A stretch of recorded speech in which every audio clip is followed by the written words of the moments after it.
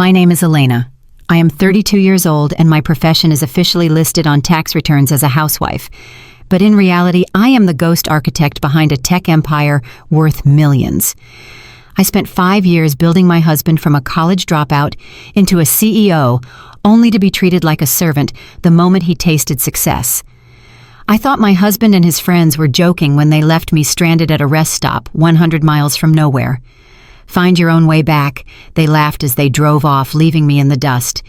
I never came home.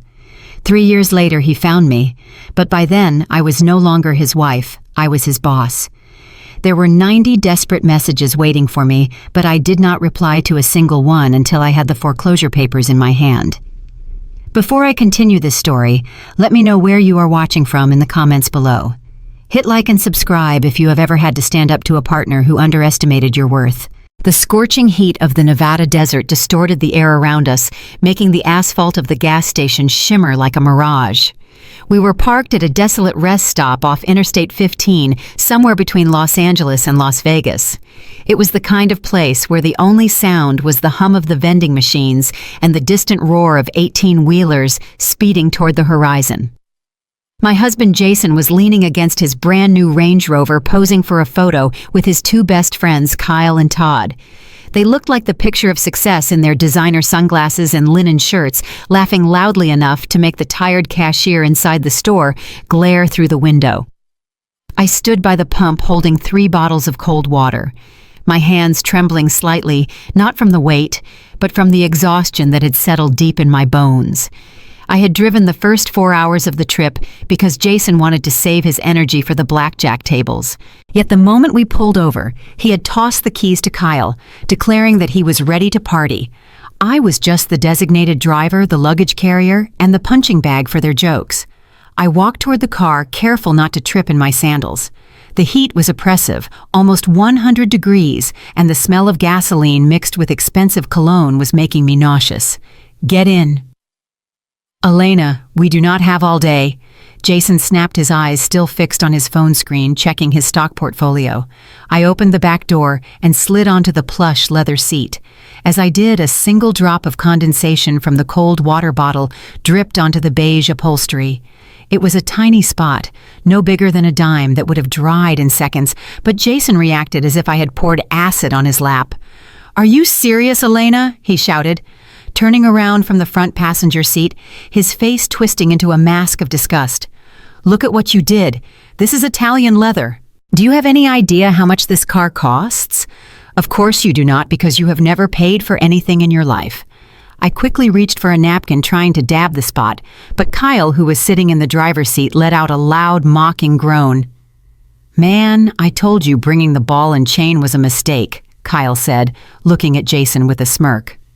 "We are going to Vegas to live like kings, not to babysit your clumsy housewife.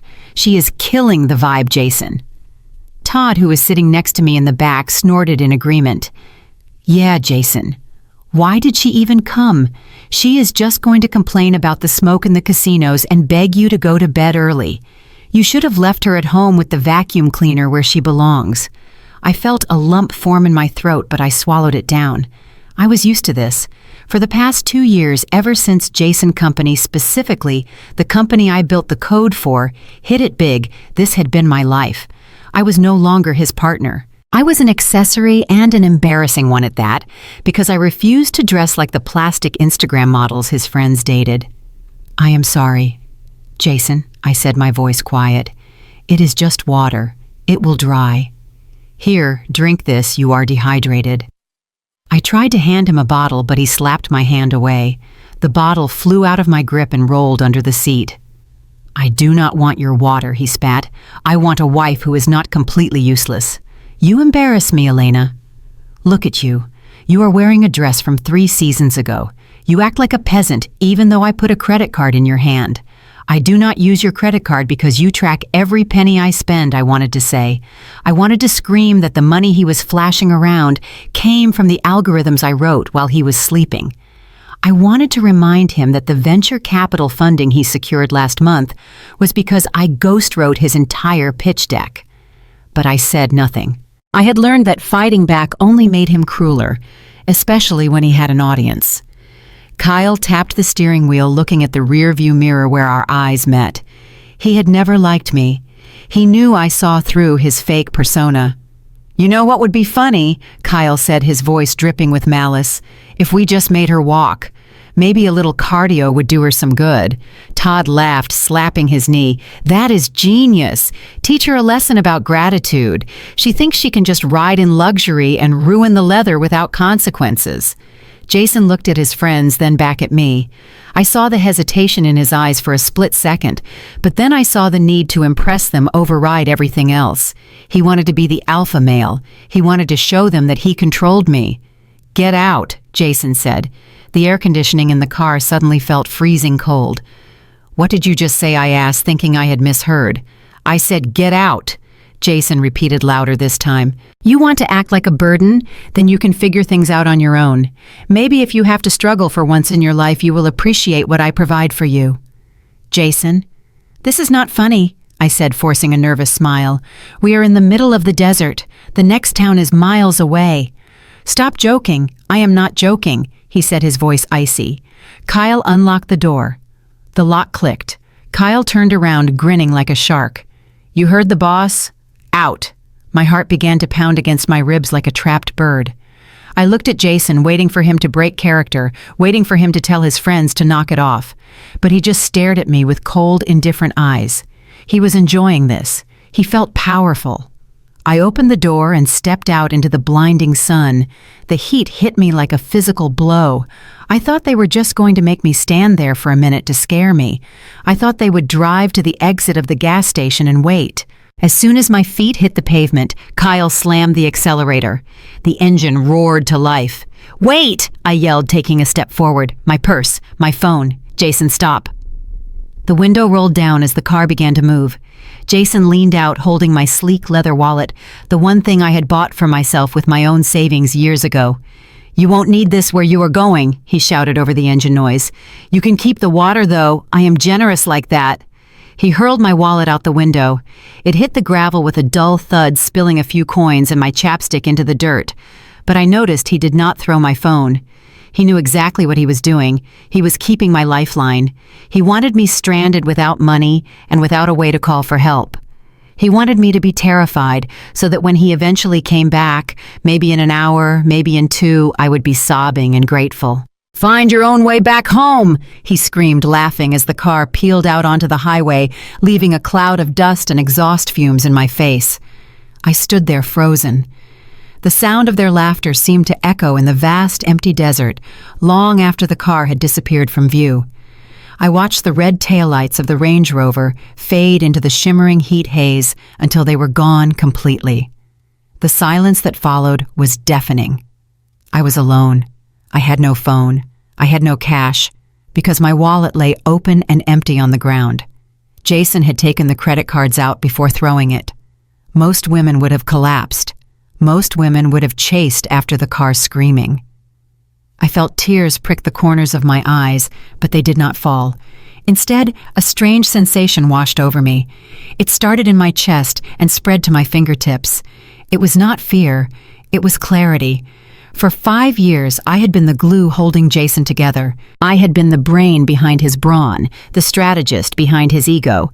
I had made myself small so he could feel big, and this was my reward, to be discarded like trash on the side of the road for the amusement of 2 frat boys. I looked down at the empty wallet in the dust. I bent down and picked it up, dusting it off calmly. I walked over to the trash can near the gas pumps and threw the cheap plastic water bottle he had allowed me to keep into the bin. "I am not going to find my way back home," I whispered to the empty desert, my voice steady and cold. "I am going to build a new one, and when I do, Jason, you are going to wish you had left me here to die." I turned around and walked toward the gas station entrance. I did not have a phone, but I remembered a number I had memorized for emergencies, not the police, not my parents, but a lawyer in New York named Sarah who owed me a favor. The automatic doors slid open and a blast of cool air hit my face. The cashier, a teenage boy with headphones around his neck, looked up from his magazine. "I need to use your landline," I said. He blinked. "We do not have a public phone, lady." "I know," I said, placing my hands on the counter. My wedding ring caught the fluorescent light. It was a 3-carat diamond paid for by the first bonus check from the software I designed. I slid the ring off my finger and placed it on the counter. It landed with a heavy clink. "Let me make one call," I said, my eyes locking with his. "And you can keep this." The boy's eyes widened. He looked at the ring, then at me. Then he slowly pushed the greasy black phone across the counter. I picked up the receiver and dialed. It rang 3 times. "Hello," a sharp female voice answered. "Sarah," I said. "It is Elena. Initiate the Phoenix Protocol. I am done." There was a pause on the other end and then a low chuckle. "It is about time, Elena. Where are you?" "I am in hell," I replied, looking out the window at the road that had taken my husband away. "But I am coming back, and I am going to burn everything down." As I stood in that dusty roadside convenience store, holding the greasy black receiver to my ear, the memories of the last 5 years flooded back to me. They did not come as a wave of nostalgia, but rather as a cold, hard slideshow of evidence. Jason had called me useless. He had called me a burden. He truly believed that the luxury life he lived was the result of his own genius and that I was merely a passenger he had graciously allowed to tag along. The irony was so sharp it almost drew blood. The truth was that Jason was not the CEO of Technova. He was merely the mascot, the face on the magazine covers, the smile at the charity galas. I was the engine. I was the fuel. I was the architect of the very ground he walked on. I remembered the night it all began. 5 years ago, we were sitting in our cramped 1-bedroom apartment in San Jose. Jason was pacing back and forth, pulling at his hair, his eyes wide with panic. He had a meeting with a major angel investor the next morning, a meeting that would decide the fate of his startup. But there was a problem. The prototype did not work. The code was a mess of bugs and broken logic. He had hired cheap freelancers to build the back end, and they had delivered a disaster. "I am finished, Elena," he had cried, throwing himself onto the cheap sofa. "I am going to walk in there tomorrow and look like a fraud. My life is over." I was working as a senior systems analyst for a defense contractor at the time, a job I eventually quit to support him full-time. I looked at his laptop screen glowing on the coffee table. I saw the error lines scrolling past. To him, it was a catastrophe. To me, it was a puzzle. "Move," I had said, gently pushing his legs off the coffee table. "Let me look." Jason had laughed a bitter, desperate sound. "What are you going to do, babe? You handle logistics. This is deep learning architecture." "Make me a coffee," I had replied, sitting down at the keyboard. "And do not talk to me for the next 6 hours." I rewrote his entire core algorithm that night. I found the memory leaks. I optimized the database queries. I built a seamless interface that made the complex data look elegant and simple. When the sun came up, the birds were singing outside our window and Jason was asleep on the floor. I nudged him awake with my foot. "It works," I said. He blinked groggily, then looked at the screen. He ran the simulation.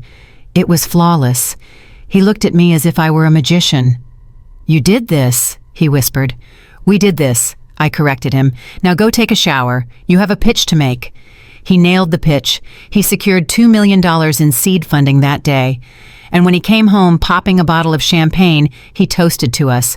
But as the months went by, the U.S. became me. In interviews, he began to use the word "I" more and more. I developed the code.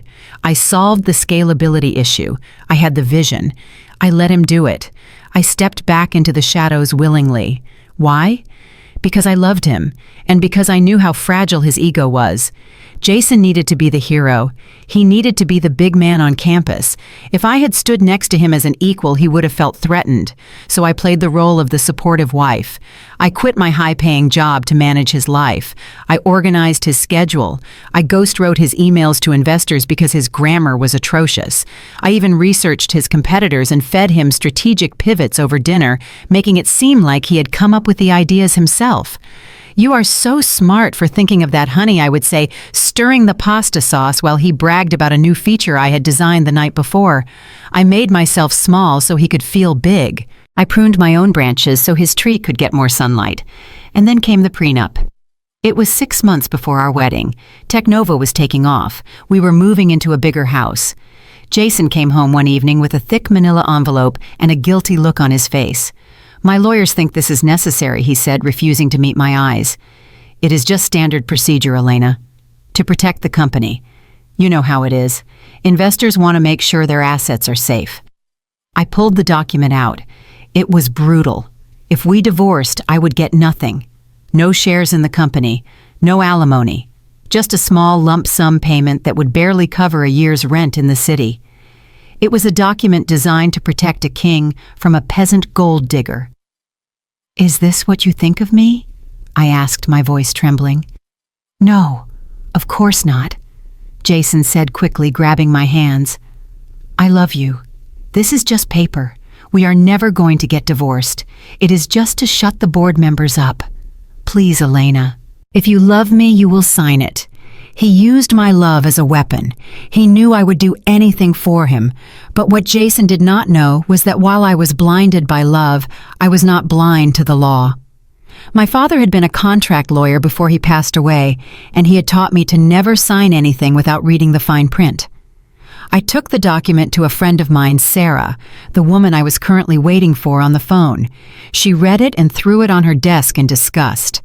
Do not sign this, Elena, she warned me. This is insulting. He is treating you like a liability, not a partner. I have to, I said. He needs this security, but I want to make one change.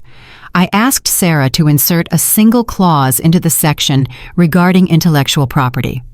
It was buried deep in the definitions on page 42. Paragraph 7, Section B, subsection 4. It stated that any and all intellectual property code algorithms and business strategies created, modified, or optimized by the spouse during the marriage would remain the sole property of the creator, regardless of which entity utilized said property. It was a trap I hoped I would never have to spring. I brought the revised contract back to Jason. He did not even read it. He was too busy admiring his new watch in the mirror. He just flipped to the last page, saw my signature, and signed his name with a flourish. See, he said, kissing my forehead. That was not so hard, was it? Now we can focus on the wedding. He had signed away his own company, and he did not even know it. Because the truth was, Technova did not run on Jason Charisma. It ran on my code. Every major update, every patch, every security protocol had my digital fingerprint on it. Without my work, the software was just a hollow shell. Over the last 3 years, the dynamic of our marriage shifted drastically. As the company grew, Jason grew colder. The money changed him. Or perhaps the money just revealed who he really was. He started hanging out with Kyle and Todd, men who measured their worth by the horsepower of their cars and the age of their girlfriends. They poisoned his mind. They told him that a man of his stature deserved a trophy wife, not a partner who wore comfortable jeans and corrected his math at dinner parties. I became an annoyance, a reminder of his humble beginnings. When we went to galas, he would introduce me quickly and then shepherd me to a corner table so he could flirt with potential investors or models. If I tried to talk business, he would cut me off with a condescending laugh. Elena does not understand the complexities of the market, he would tell people while squeezing my shoulder hard enough to bruise. She is just the heart of the home. I swallowed every insult. I endured every eye roll. I told myself it was just the stress of the job. I told myself he would come back to me once the IPO was finalized. I held on to the memory of the man who had slept on the floor of our empty apartment, the man who had looked at me with wonder when I fixed his code. But that man was dead. He had been replaced by the stranger who had just left me at a rest stop in the middle of the desert. The abandonment was not a prank. I knew that now. It was a test of my submission. Jason wanted to break me. He wanted me to crawl back to him begging for forgiveness for a crime I did not commit. He wanted to strip away the last shreds of my dignity so he could rebuild me as a silent, obedient doll. He thought he held all the cards. He thought he had the money, the power, and the influence. He thought I was stranded, helpless, and weak. But as I stood there listening to the dial tone switch to a ringing sound, I felt a shift within me. The sadness that had weighed on my chest for years evaporated. In its place, a cold, hard resolve settled in. It was the same feeling I got when I looked at a complex line of broken code. I did not feel despair. I felt the urge to fix it, to delete the error, to rewrite the program. Jason was the error, and I was about to execute the command to delete him. The phone clicked, and Sarah's voice came on the line. "I am listening, Elena. Tell me everything." I took a deep breath. The smell of gasoline and dust filled my lungs, but for the first time in years, I felt like I could breathe. "He left me Sarah," I said, my voice steady and devoid of tears. "He thinks I am nothing without him. He thinks he owns the code. He thinks the prenup protects him." I paused, looking at my reflection in the dirty window of the gas station. A woman with messy hair and a dusty dress stared back, but her eyes were burning. "He forgot to read page 42, Sarah.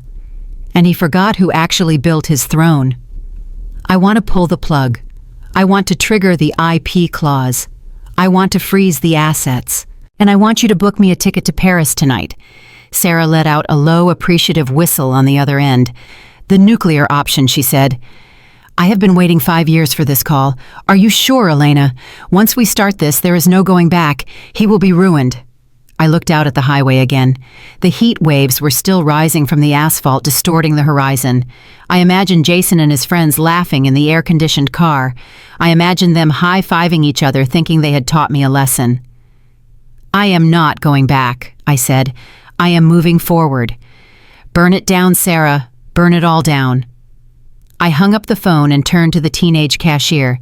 "Do you have a map?" I asked. He reached under the counter and pulled out a dusty, folded map of Nevada. "Keep it," I said, taking it. I walked out of the store into the blinding sun. I did not know exactly how I would get to the airport yet. Maybe I would hitchhike. Maybe I would find a trucker going east. It did not matter. I had survived living with a narcissist for 5 years. I could survive 100 miles of desert. Jason thought he had abandoned a helpless housewife. He was about to find out he had unleashed a competitor, and unlike him, I did not play fair. I played to win. The red taillights of the Range Rover finally disappeared, completely swallowed by the shimmering heat haze of the interstate. Silence rushed back in to fill the void where the engine roar had been, a silence so profound it felt heavy. I stood on the side of the road in the middle of the Nevada desert, with nothing but the clothes on my back and a heart that had suddenly turned to stone. A normal person would have panicked. A normal person would have run after the cars screaming or collapsed into the dirt sobbing. A normal wife would have been terrified of the isolation of the predators that might be lurking in the vast, empty expanse. But as I stared at the empty horizon, I realized with a jolt of cold clarity that I was not a normal wife anymore. I was a woman who had just been handed her freedom in the most brutal way possible. A semi-truck rumbled past, kicking up a cloud of dust that coated my skin and tasted like diesel. The driver honked his horn a long, mournful sound and slowed down slightly, waiting to see if I would wave him down. I could have. I could have stuck out my thumb, flashed a desperate smile, and hitched a ride to the nearest police station. I could have called my parents and cried about how cruel Jason was. I could have played the victim. But victims do not win. Victims survive, and I was done with just surviving. I did not want rescue. I wanted retribution. I turned my back on the road. I did not even look at the passing cars. Instead, I walked straight toward the gas station, my heels clicking rhythmically on the cracked pavement. The heat was oppressive, pressing down on me like a physical weight, but I barely felt it. My mind was already racing miles ahead, running simulations, calculating probabilities, and compiling a list of assets. I pushed open the glass door of the station. The bell above the door chimed a cheerful ding-dong that sounded ridiculous given the circumstances. The air conditioning hit me instantly, a blast of artificial winter that dried the sweat on my forehead. The clerk behind the counter was a teenager with acne scars and a name tag that read Travis. He was reading a comic book and did not even look up when I walked in. To him, I was just another tourist, probably looking for a bathroom or a bottle of water. "Excuse me," I said. My voice was calm, terrifyingly calm. It did not sound like the voice of a woman who had just been abandoned. It sounded like a CEO closing a deal.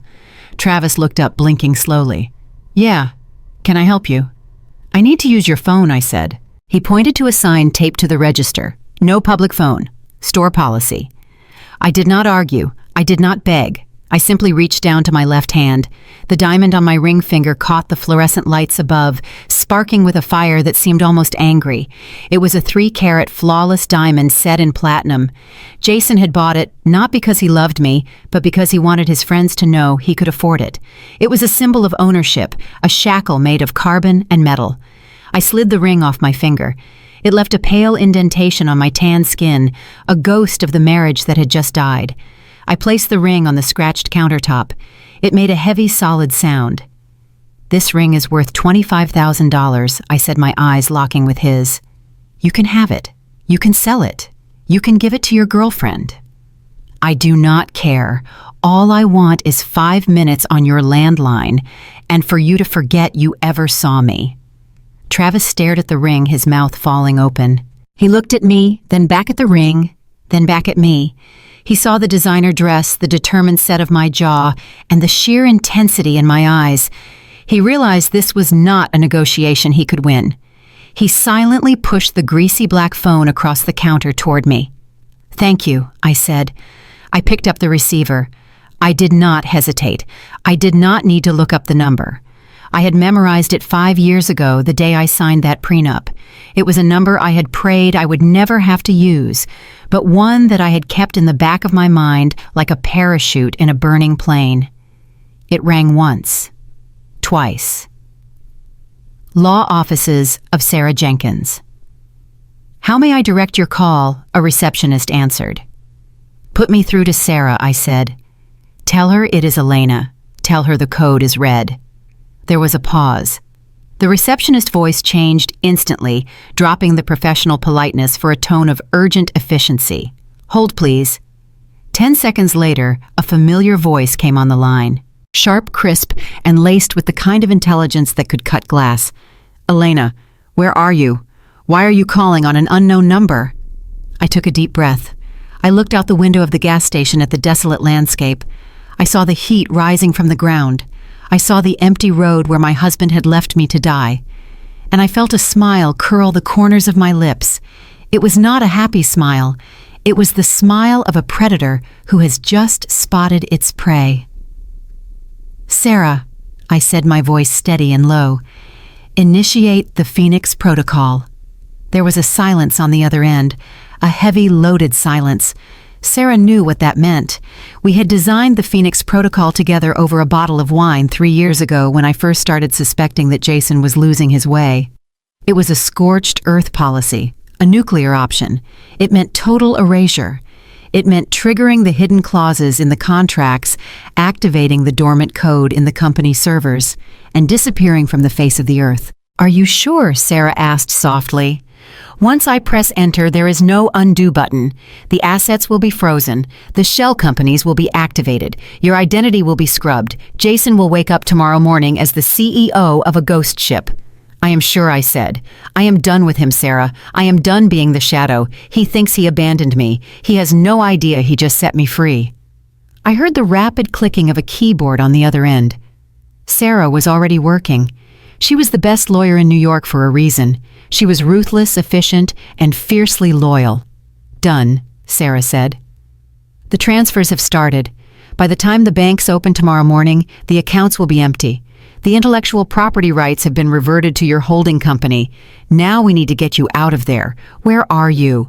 "I am at a gas station on Interstate 15, mile marker 112. "I am sending a private car," Sarah said. "It will be there in 40 minutes. The driver name is Arthur. He will take you to a private airstrip outside of Vegas." "And the flight?" I asked. "Fueling up as we speak," Sarah replied. "Flight plan filed for Zurich. I have the safe house ready. Your new passport is in the glove compartment of the car." "Zurich," I whispered. "The banking capital of the world, a place where privacy was a religion. It was perfect." "One more thing, Elena," Sarah said, her voice softening slightly. "You know he is going to come looking for you, not now, but when the money runs out, when he realizes he cannot run the company without you, he will come. Let him come," I said, my eyes narrowing. "He won't find Elena the housewife. He will find the owner of the bank that holds his debt." I hung up the phone. I pushed it back across the counter to Travis, who was still staring at the diamond ring as if it were a bomb. "Keep the change," I said. I walked over to the refrigerated section and grabbed a bottle of sparkling water. I opened it and took a long, slow sip. The cold liquid felt like life returning to my body. I walked to the corner of the store and sat down on a plastic crate. I waited. 40 minutes later, a black sedan with tinted windows pulled into the dusty lot. It looked out of place among the pickup trucks and family vans. The driver, a large man in a dark suit, stepped out and opened the rear door. I stood up. I smoothed down my dress. I did not look back at the desert. I did not look back at the road. I did not look back at the life I had wasted on a man who saw me as disposable. I stepped into the cool leather interior of the car. "Where to?" Ms. Vance, the driver asked, using my maiden name. It was the first time I had heard it in 5 years. It sounded like music. "The airport, Arthur," I said. "I have a plane to catch." As the car pulled away, I watched the gas station disappear into the distance. Jason was probably in Vegas right now, laughing with his friends, betting money he no longer had on a future he had just destroyed. He thought he had left me behind. He thought he had won. But as I watched the desert blur past the window, I knew the truth. The game had just begun, and I had just made the first move.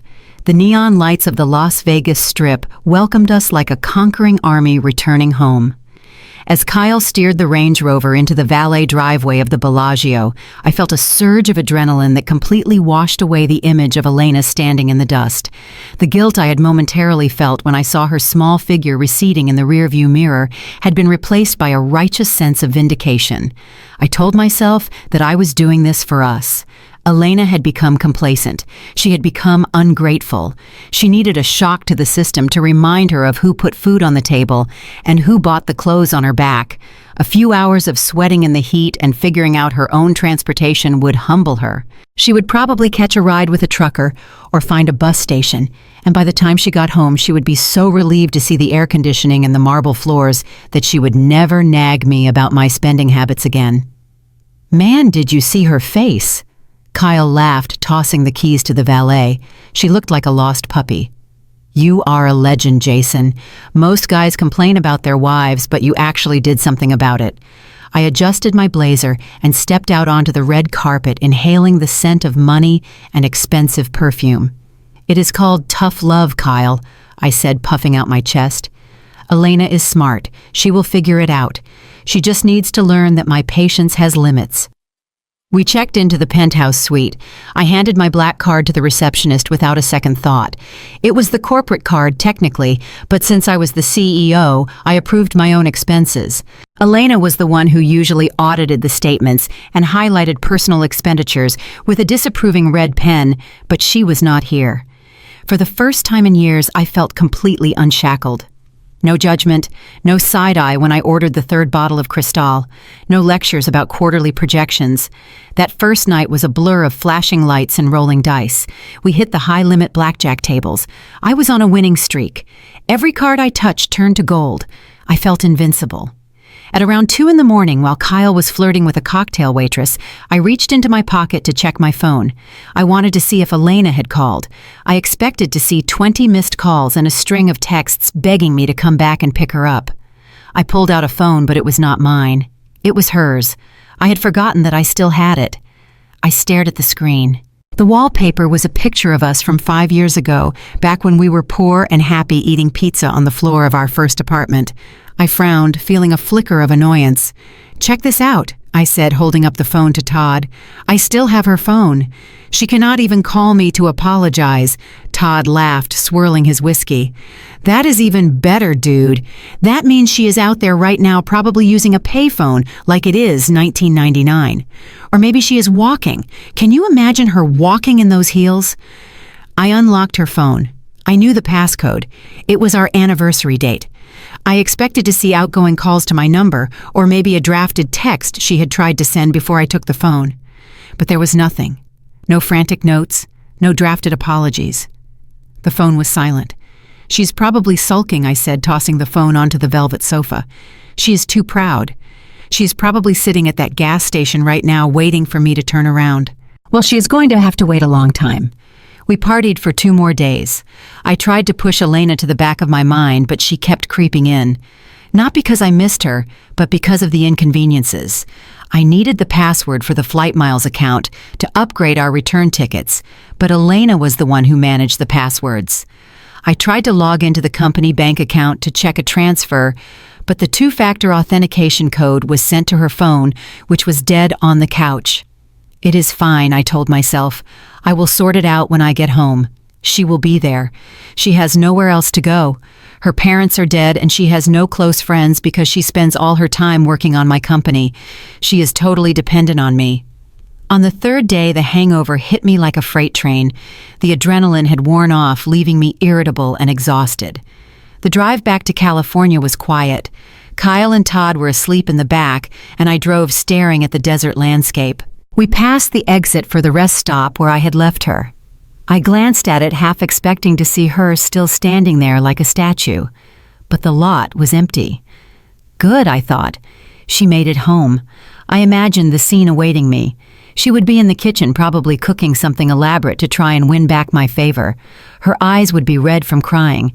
She would rush to the door when I walked in and hug me, and I would be magnanimous. I would forgive her. I would tell her that I hoped she had learned her lesson, and then we would go back to normal. I would be the benevolent king, and she would be the grateful subject.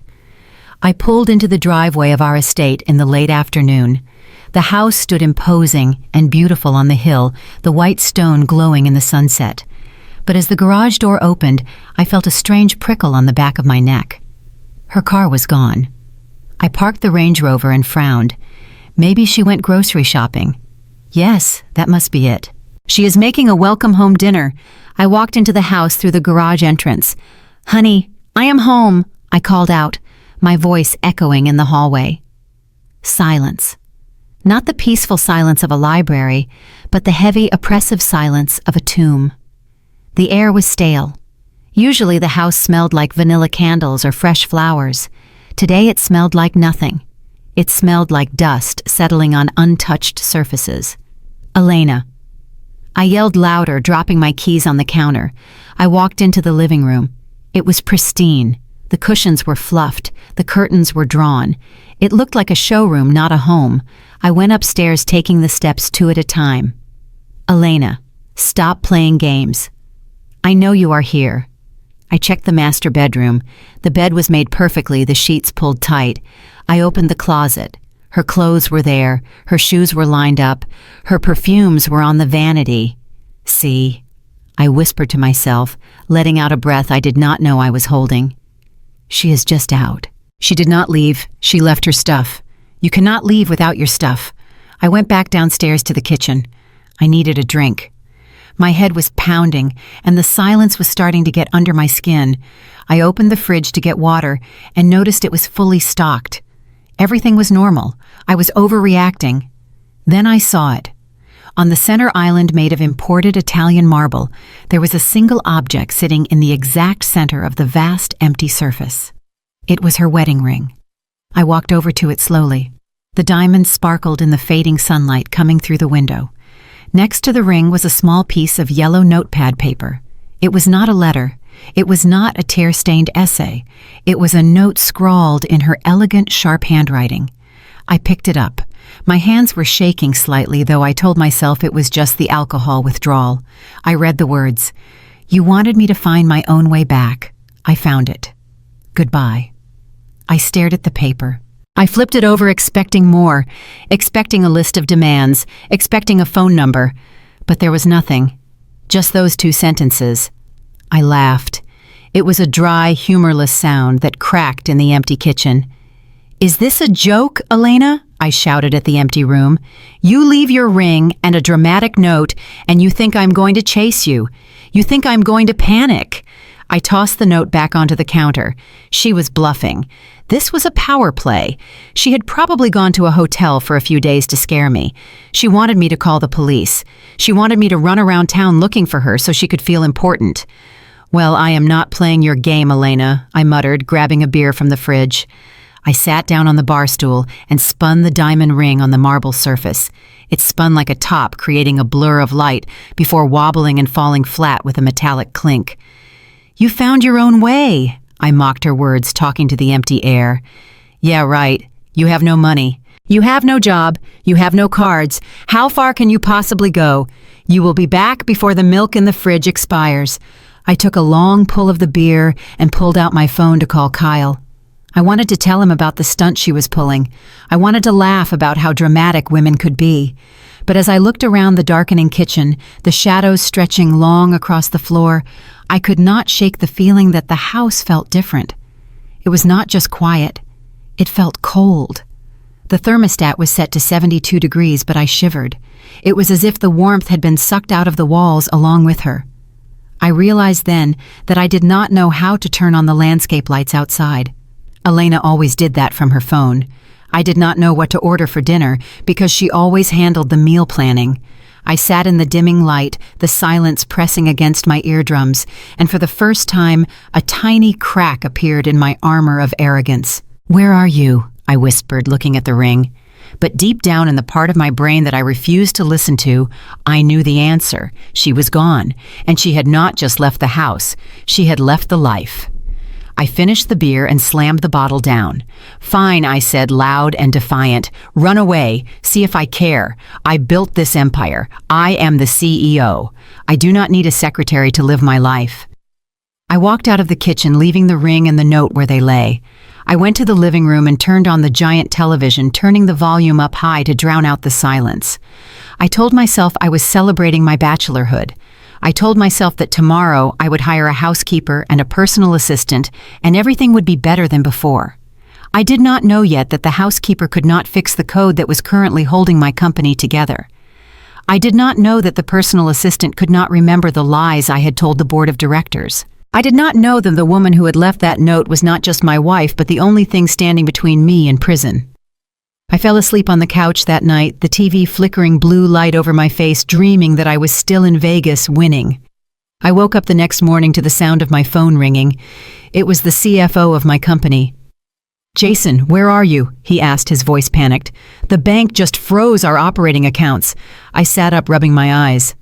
"What are you talking about? We have been flagged for a security breach," he said. "Someone triggered the kill switch on the back end. The system thinks we are under attack. It has locked everything down. I need the master override code." I froze. The master override code. I knew the words, but I had never used them. "What is the code?" I asked, my stomach dropping. "I do not know," the CFO shouted. "Elena has it. She is the system admin. Call her. Get the code. We are losing $10,000 a minute." I lowered the phone from my ear.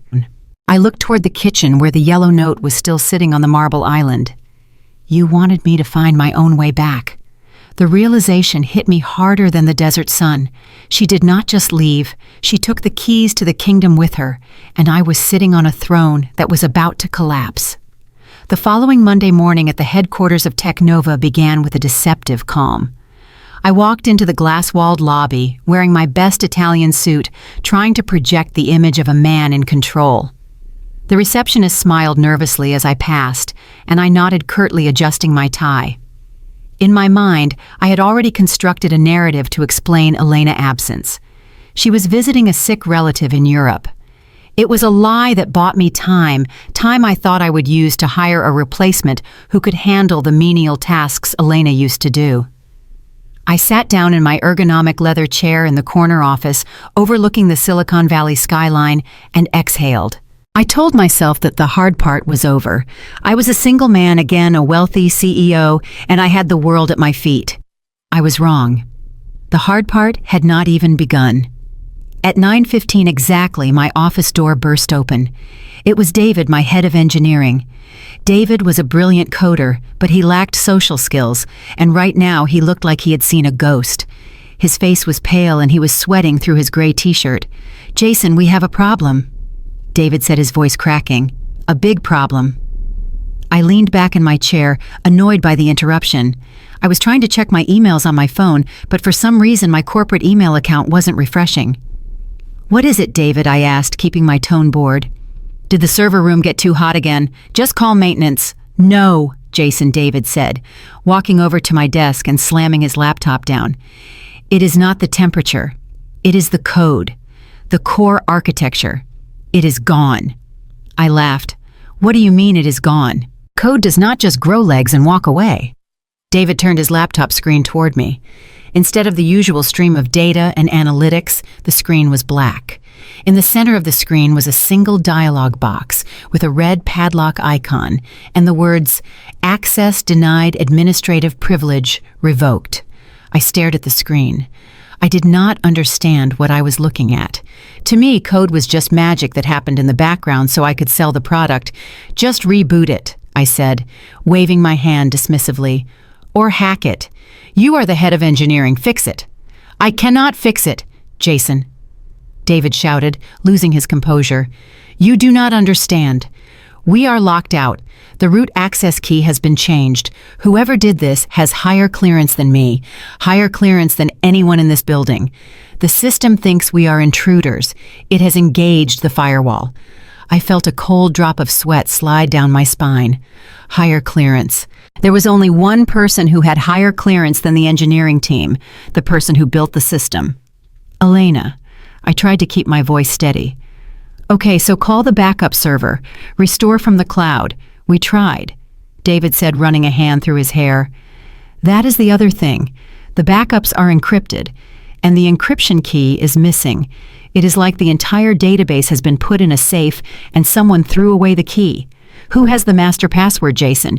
You are the CEO. You must have it." I froze. The master password. I racked my brain. I remembered Elena sitting at the kitchen table late at night typing furiously. I remembered her asking me if I wanted to write down the recovery phrase. I remembered telling her not to bother me with the nerdy stuff because I was watching a game. She wrote it down, I said, my mouth feeling dry. She kept a notebook, a black moleskin notebook. "Where is it?" David asked, his eyes desperate. "It is at home," I said, standing up. "I will go get it. Just keep the investors calm. Tell them it is scheduled maintenance." I drove home at 90 miles an hour. My hands were gripping the steering wheel so hard my knuckles turned white. When I got to the mansion, I ran into the home office.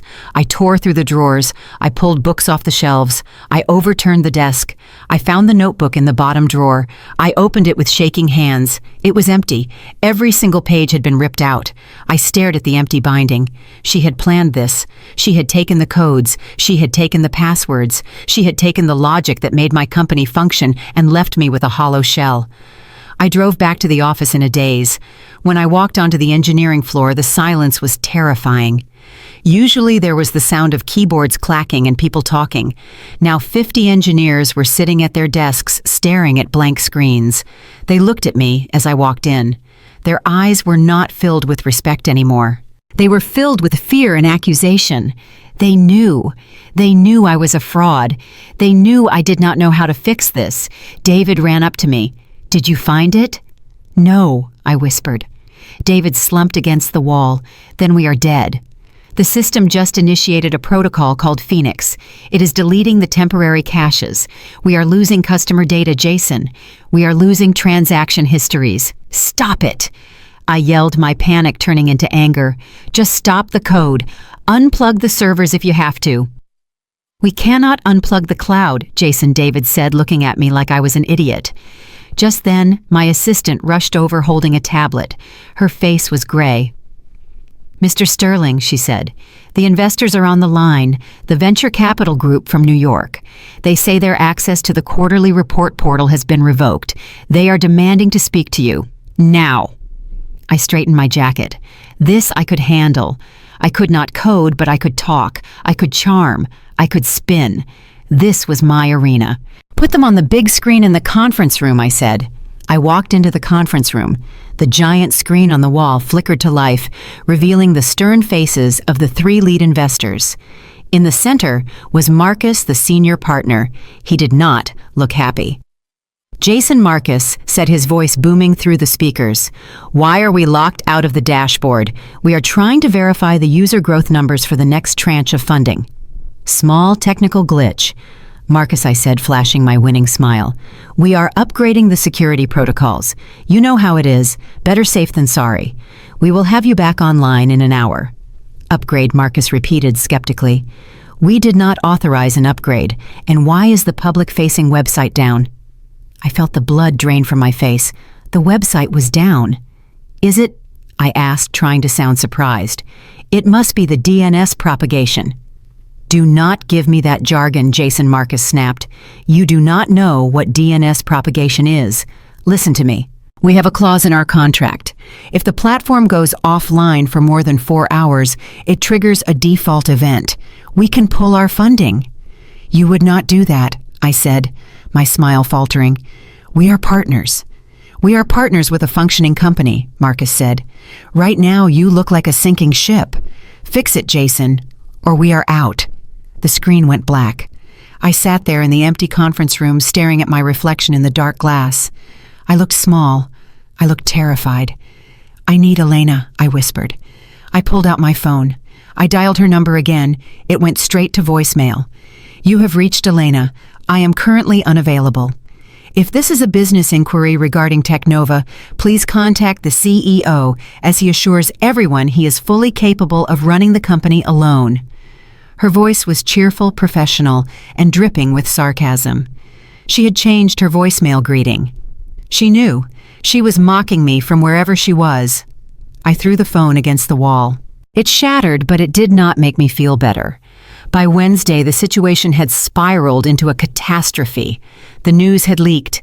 Tech blogs were running headlines like, Technova goes dark, is the unicorn dying?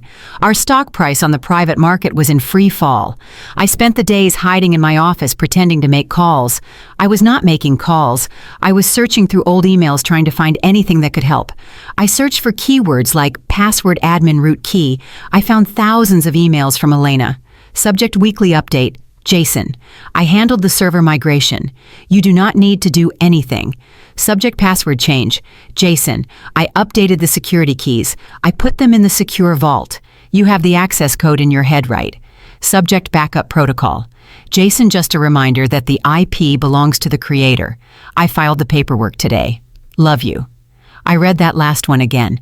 The IP belongs to the creator. I called the company lawyer. Not Sarah, because Sarah was Elena friend, but the corporate counsel, a sweaty man named Gary.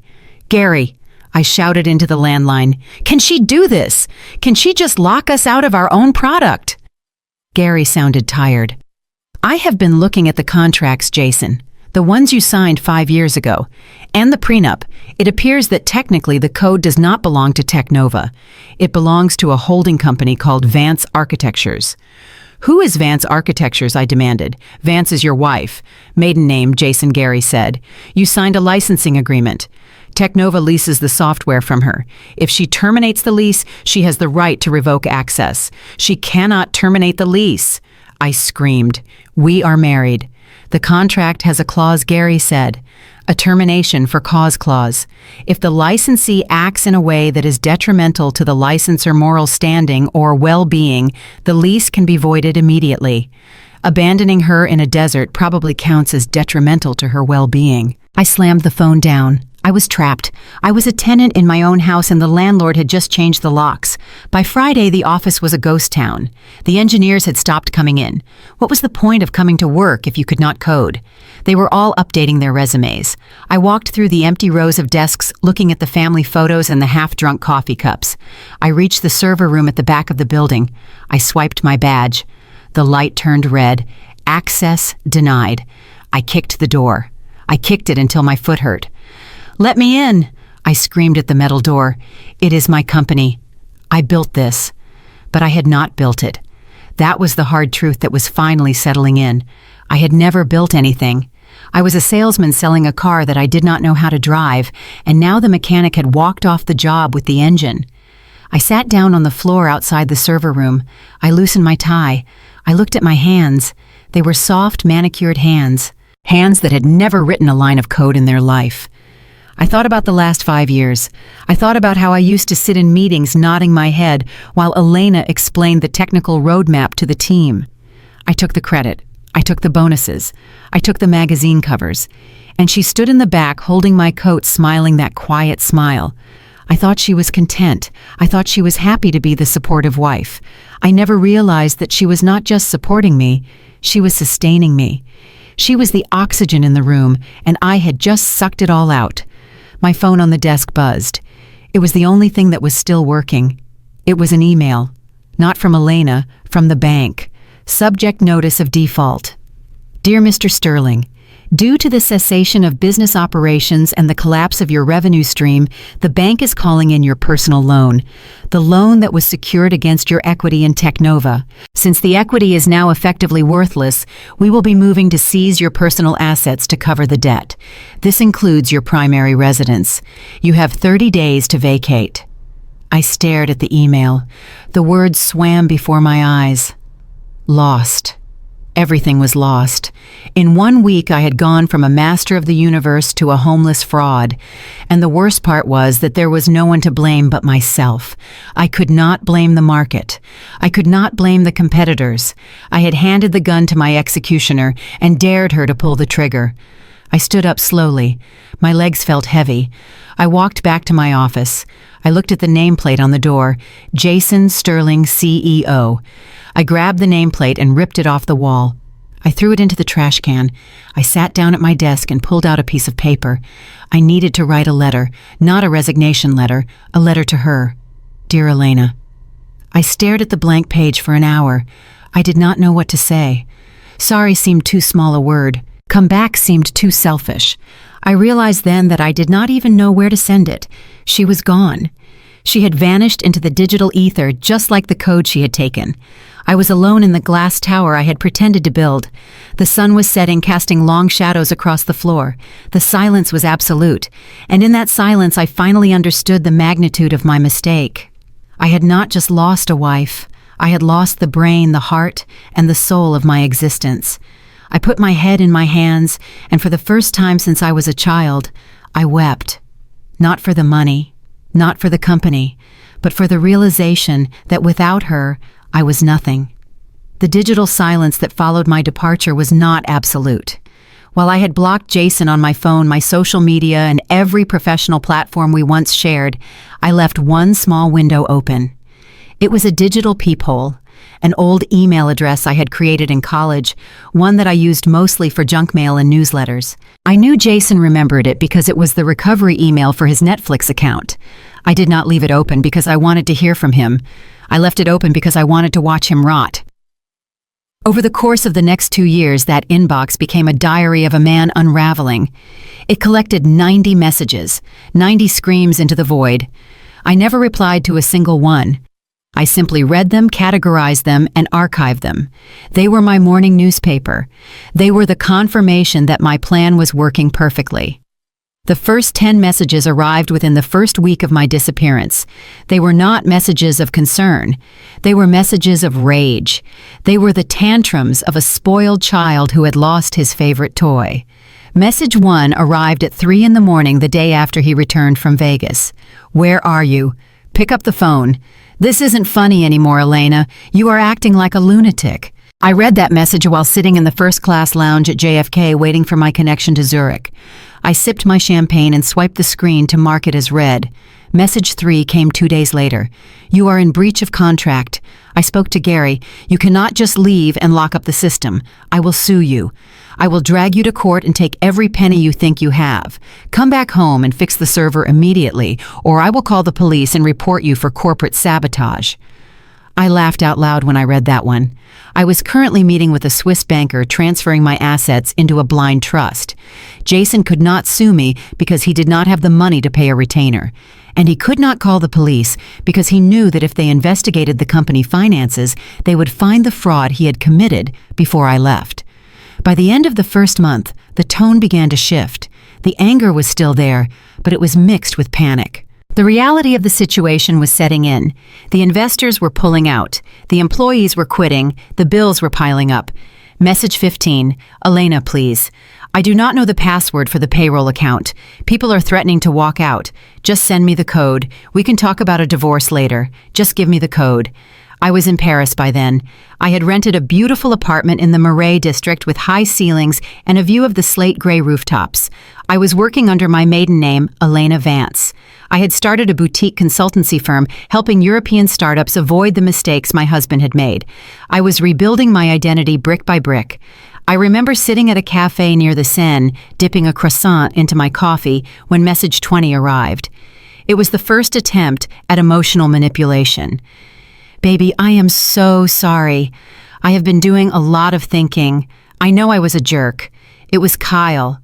You know how he is. He pressured me. He made me feel like I was not a man if I did not control you. I fired him, Elena. I kicked him out of my life. It is just you and me now. Please come home. I miss my wife. I stared at the screen. He was lying. I knew for a fact he had not fired Kyle because I had access to the building security logs which showed Kyle badge swiping in every day. Jason was trying to scapegoat his friend to save his own skin.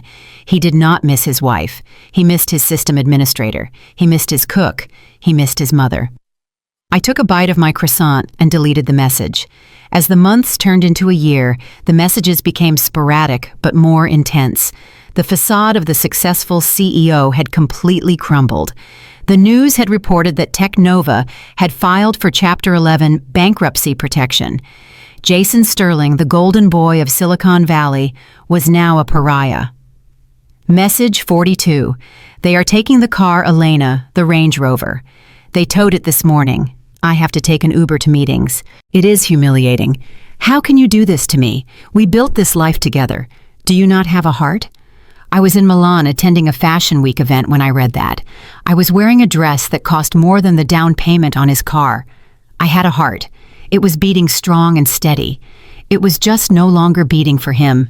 The second year was the hardest for him and the most satisfying for me. The bankruptcy proceedings were brutal. The bank seized everything. The furniture, the artwork, the electronics. Message 65 was sent at 4 in the morning. It was incoherent rambling, likely fueled by cheap alcohol. I am alone in the house. The power has been cut off. I am using the neighbor's Wi-Fi. I am cold, Elena. I remember when we used to cuddle on the sofa. We were happy, weren't we? Why did you ruin it? Why did you hate me so much?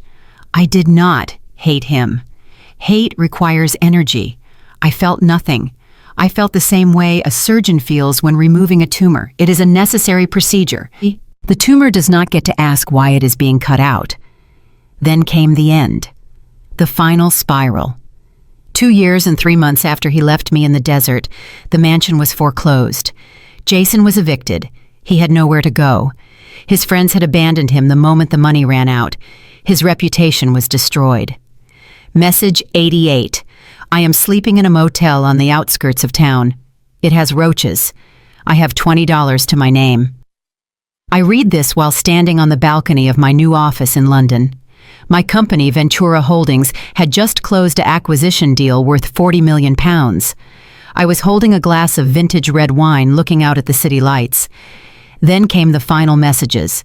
The ones where he stopped pretending to care about our marriage and revealed his true nature one last time.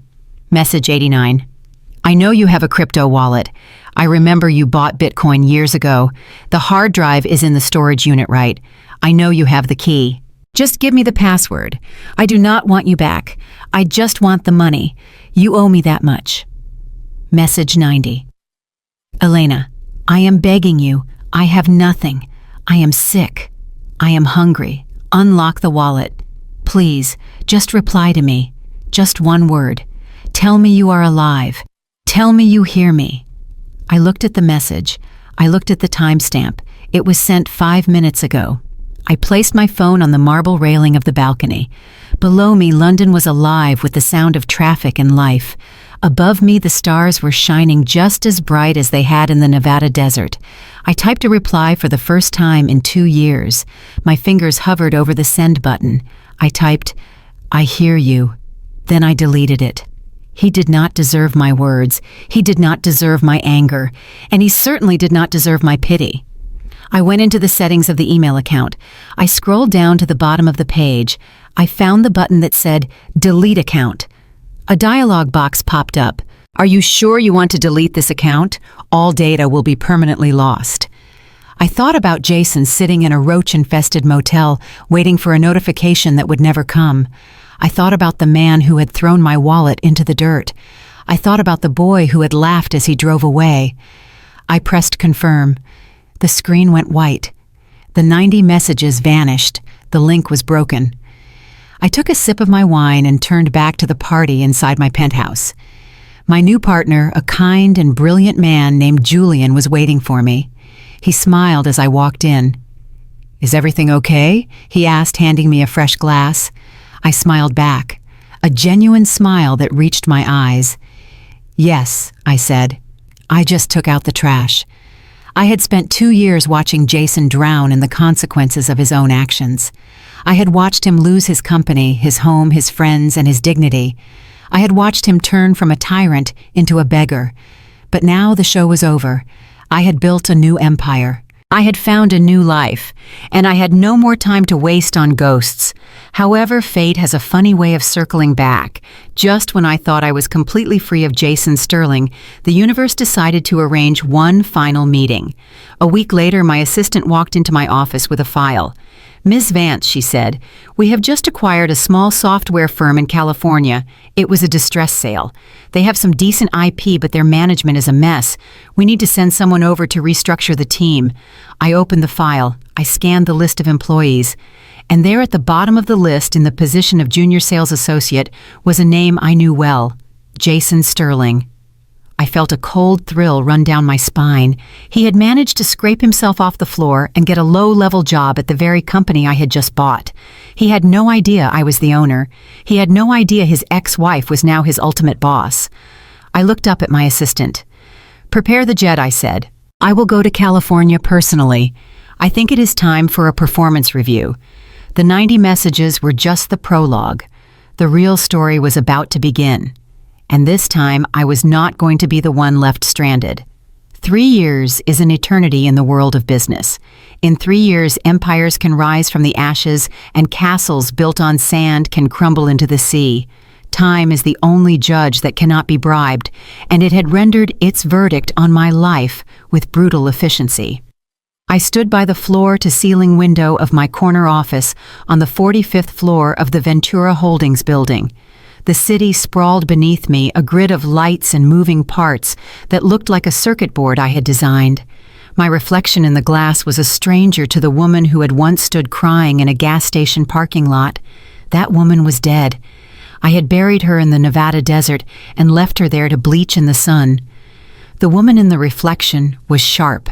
My hair, once long and wavy, was now cut into a precise asymmetrical bob that framed my face like a helmet. I wore no jewelry except for a simple platinum watch that cost more than my old house. My suit was a custom-tailored Armani charcoal gray with a silk lining that felt like armor against my skin. I did not dress to please men anymore. I dressed to intimidate them. I was no longer Elena the housewife. I was Ms. Vance, the CEO of Ventura Holdings, a private equity firm that had become the phantom of the tech world. We were known as the cleaners. We found companies that were failing companies that were bloated with incompetence and bad management, and we bought them. We stripped them down to the studs, fired the dead weight, and rebuilt them into profitable machines. I was ruthless, I was efficient, and I was terrifyingly good at my job. My assistant, a young man named Marcus, who was terrified of me, knocked gently on the doorframe. "Miss Vance, the board of directors for Omega Systems is here," he said, his voice barely above a whisper. "They are ready for the acquisition talks." I turned away from the window. My face was a mask of calm indifference. "Let them wait 5 minutes," I said. "It makes them nervous." I walked over to my desk, which was a slab of black marble, devoid of any personal items. No photos, no trinkets, just a laptop and a pen. I sat down and opened the file on Omega Systems. It was a classic case. A CEO with a god complex who had spent all the capital on parties and marketing while the product stagnated. It reminded me of Tech Nova. It reminded me of Jason. Every company I destroyed was a proxy for the one I couldn't destroy personally yet.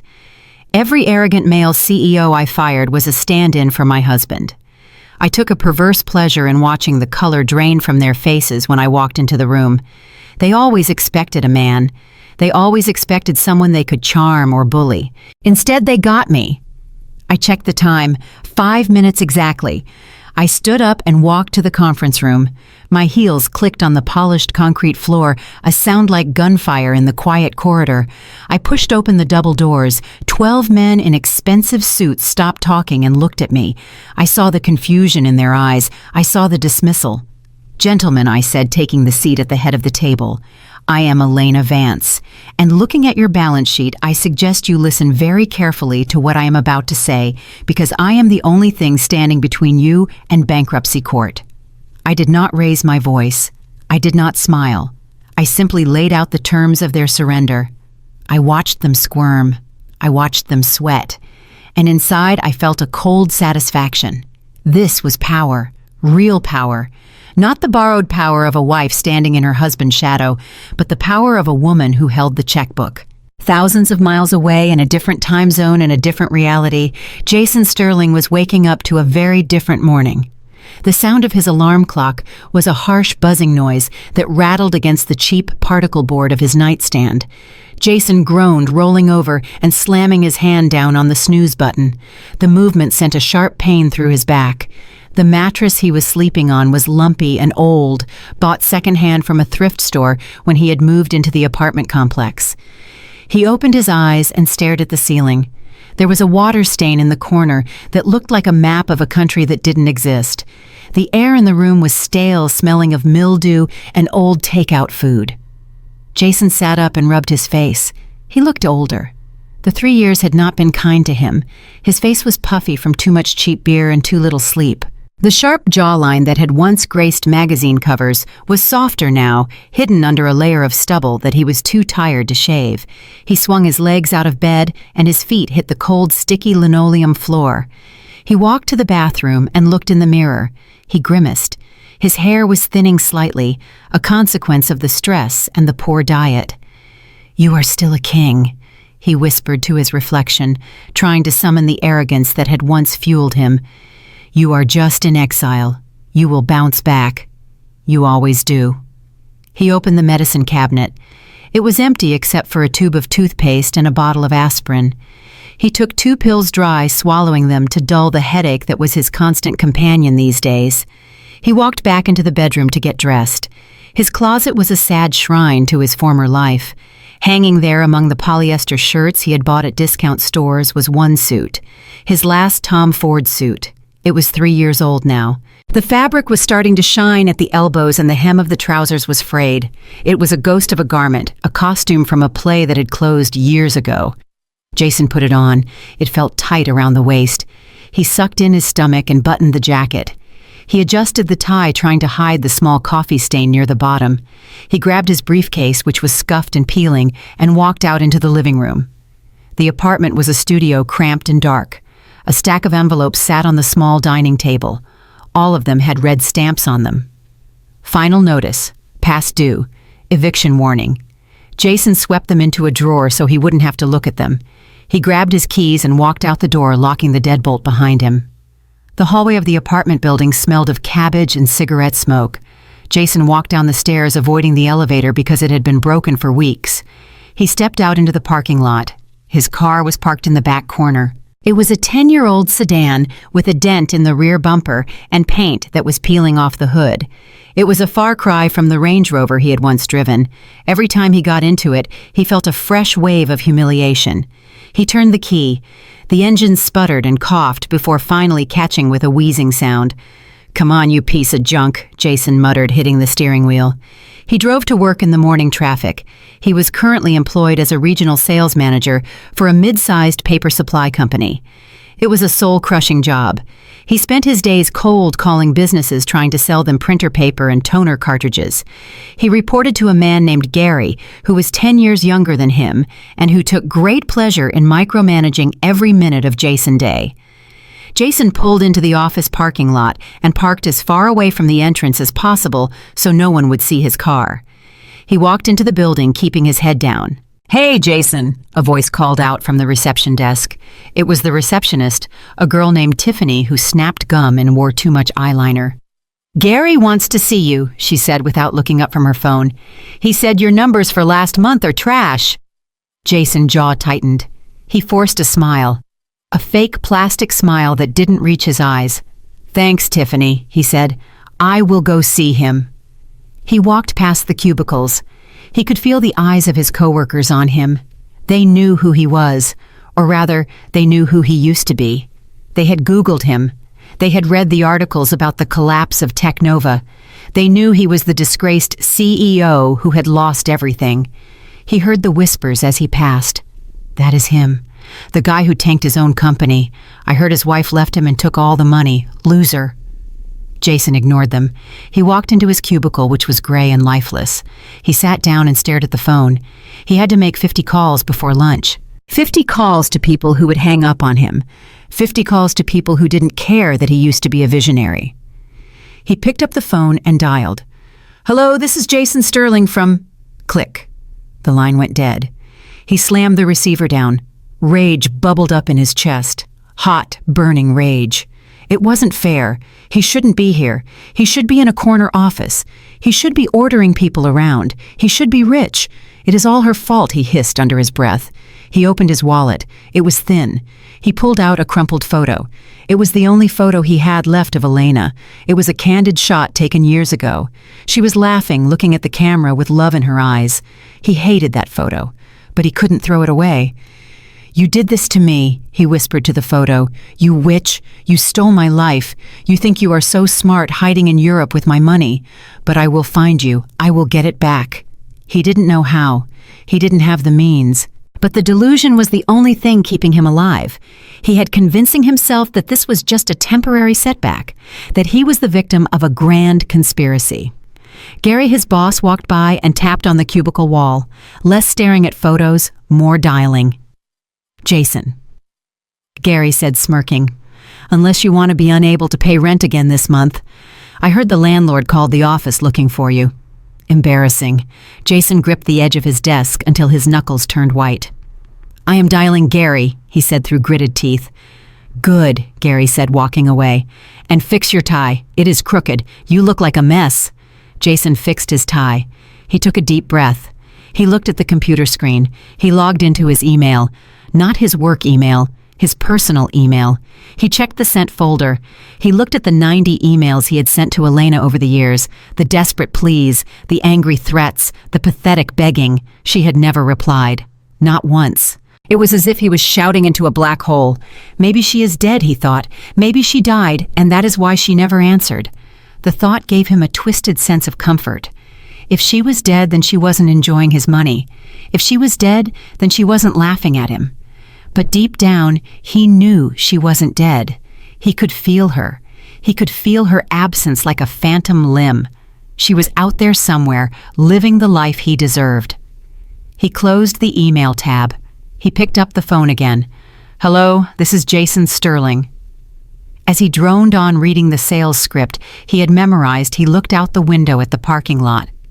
He saw a bird flying free in the sky. He remembered the desert. He remembered the heat. He remembered the look on her face when he drove away. "Find your own way back," he had said. He wished he could take those words back, not because he was sorry, but because those words had been the spell that cursed him. She had found her way. She had found a way up. And he had found the way down into the pit of mediocrity. His stomach rumbled. He realized he didn't have money for lunch. He would have to skip it again. He adjusted his worn-out suit jacket, trying to hide the shine on the elbows. He was Jason Sterling. He was a visionary. He was a CEO. He repeated the lie over and over again until the rhythm of it drowned out the sound of his own failure. But in the silence between calls, the truth whispered back to him. You are nothing, and she is everything. The rumor mill at the office had been churning for weeks about the acquisition. Everyone knew that our mid-sized paper supply company was bleeding money and that the sharks were circling. But when the memo finally landed in our inboxes, confirming that Ventura Holdings had bought a controlling stake, the atmosphere shifted from anxiety to outright terror. Ventura Holdings was not known for its mercy. They were known for being the corporate equivalent of a Grim Reaper. They came in, they slashed costs, they fired the incompetents, and they sold the scraps for profit. For most of my colleagues, this was the end of the world. I saw Tiffany, the receptionist, crying in the break room because she knew her job would be the first to go. I saw Gary, my micromanaging boss, sweating through his dress shirt, pacing back and forth in his office, muttering about his mortgage. But for me, Jason Sterling, this was not a death sentence. It was an opportunity. I had spent 3 years in this purgatory, 3 years of cold calling, 3 years of eating ham sandwiches at my desk, 3 years of being a nobody.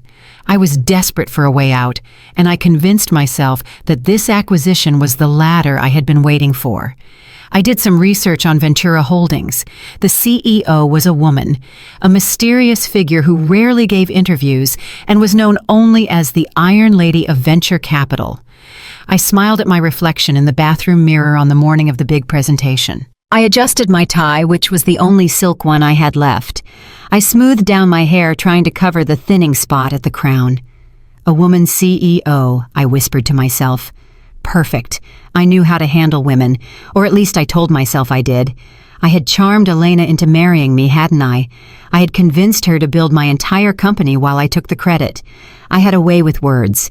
I had a smile that could disarm people. I was Jason Sterling. I was a born leader who was just temporarily embarrassed by circumstances. I splashed cold water on my face. This was my moment. I was going to walk into that boardroom and dazzle her. I was going to present the sales figures not as failures, but as untapped potential. I was going to use my charisma to bypass Gary and get a direct line to the new ownership. I would be back on top in 6 months. I walked out of the bathroom and headed toward the conference room. The hallway felt like a funeral procession. My coworkers were shuffling along, heads down, clutching their files like shields. Gary grabbed my arm as we reached the double doors. His hand was clammy. "Listen to me, Jason," Gary hissed, his eyes darting around nervously. "Do not try anything stupid today. Stick to the script. This woman is not to be messed with. They say she fired an entire board of directors in London last month because they interrupted her. Just sit there, nod, and let me do the talking." I pulled my arm away and brushed off my sleeve. "Relax, Gary," I said, giving him a condescending pat on the shoulder. "You are sweating. It smells like fear. Women hate the smell of fear. Just follow my lead. I know how to talk to the elite. I used to be one of them, remember?" Gary looked like he wanted to punch me, but the doors were already opening. We walked into the main conference room. It had been transformed. The cheap donuts and lukewarm coffee that usually graced our meetings were gone. In their place were crystal pitchers of water and sleek black notebooks at every seat. The air conditioning had been cranked down to a temperature that felt Arctic. At the far end of the room stood 3 men in dark suits. They were the advance team. Lawyers, probably, or security. They stood with their hands clasped behind their backs, silent and imposing. We took our seats. I made sure to sit in the center, directly across from the empty chair at the head of the table, the power seat. We waited. 5 minutes passed, then 10. The silence was suffocating. The only sound was the nervous tapping of Gary pen against the table. Then we heard it. It was a sound that cut through the silence like a knife. The rhythmic, authoritative click of high heels on the marble floor of the corridor outside. Click, click, click. The sound was slow and deliberate. It was the sound of someone who was not in a hurry because the world waited for them. The 3 men in suits straightened up. One of them walked over and held the door open. My heart started to pound. This was it. I put on my best smile. I leaned forward slightly, ready to make eye contact. I prepared my opening line. The woman walked in. The first thing I noticed was the suit. It was gray sharp and tailored to perfection. It screamed money. Not the kind of money I used to have, but the kind of money that buys countries. The second thing I noticed was the hair. A sharp, asymmetrical bob that swung slightly as she moved. She walked to the head of the table without looking at anyone. She placed a thin leather folder on the surface. She did not sit down immediately. She stood there with her back to us, looking out the window at the parking lot where my rusted car was hiding. "Good morning, gentlemen," she said. Her voice. The air left my lungs in a violent rush. My vision blurred. My hands went numb. I knew that voice. It was a voice I had heard every day for 5 years. It was the voice that had whispered, "I love you" in the dark. It was the voice that had explained complex algorithms to me over dinner. It was the voice that had haunted my nightmares for the last 3 years. But it was different. It was colder, deeper. It lacked the softness, the hesitation, the desire to please. It was a voice stripped of all warmth. Slowly, terrifyingly, she turned around. I stopped breathing. It was Elena. But it wasn't Elena. The woman standing before me was a stranger wearing my wife face. Her skin was luminous. Her makeup was flawless, highlighting the sharp angles of her cheekbones. Her eyes, those soft brown eyes that used to look at me with adoration, were now hard discs of obsidian. They swept across the room, scanning the faces of my terrified colleagues with the indifference of a queen looking at peasants. My brain could not process the image. It was a glitch in reality. Elena was supposed to be struggling. She was supposed to be crying. She was supposed to be a broken woman. She was not supposed to be the CEO of a multi-billion-dollar conglomerate. The pen I was holding slipped from my sweaty fingers. It hit the table with a loud clatter and rolled onto the floor.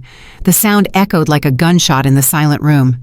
Elena's gaze snapped toward me. She did not look surprised. She did not look shocked. There was no flicker of recognition, no wideness of the eyes. It was as if she was looking at a piece of office furniture that had been placed in the wrong spot. I stood up. I couldn't help it. My legs moved on their own. The chair scraped loudly against the floor. Gary hissed at me. "Jason, sit down. What are you doing?" I ignored him. I stared at her, my mouth opening and closing like a fish out of water. "Elena," I stammered. My voice was weak, trembling. "Wifey." A collective gasp went through the room. Gary dropped his head into his hands. The lawyers in the corner stepped forward, ready to intervene. But Elena held up a hand to stop them. She did not break eye contact with me. She looked at me for a long, agonizing moment. She looked at my frayed collar. She looked at the sweat on my forehead. She looked at the cheap watch on my wrist. It was an autopsy with a glance. "Excuse me," she said, her tone polite but icy. "Do I know you?" I felt like I had been punched in the stomach. "It is me," I said, taking a step forward, desperate. "It is Jason, your husband." "What is going on, Elena? Is this a joke? Did you buy the company? Why didn't you answer my emails? I have been looking for you." I reached out my hand as if to touch her, as if to verify that she was real. "Don't take another step," the man closest to her said, stepping in front of me. Elena waved him away again. She walked around the table, slowly approaching me. I felt a surge of hope. She was coming to me. She was playing hard to get, but she remembered.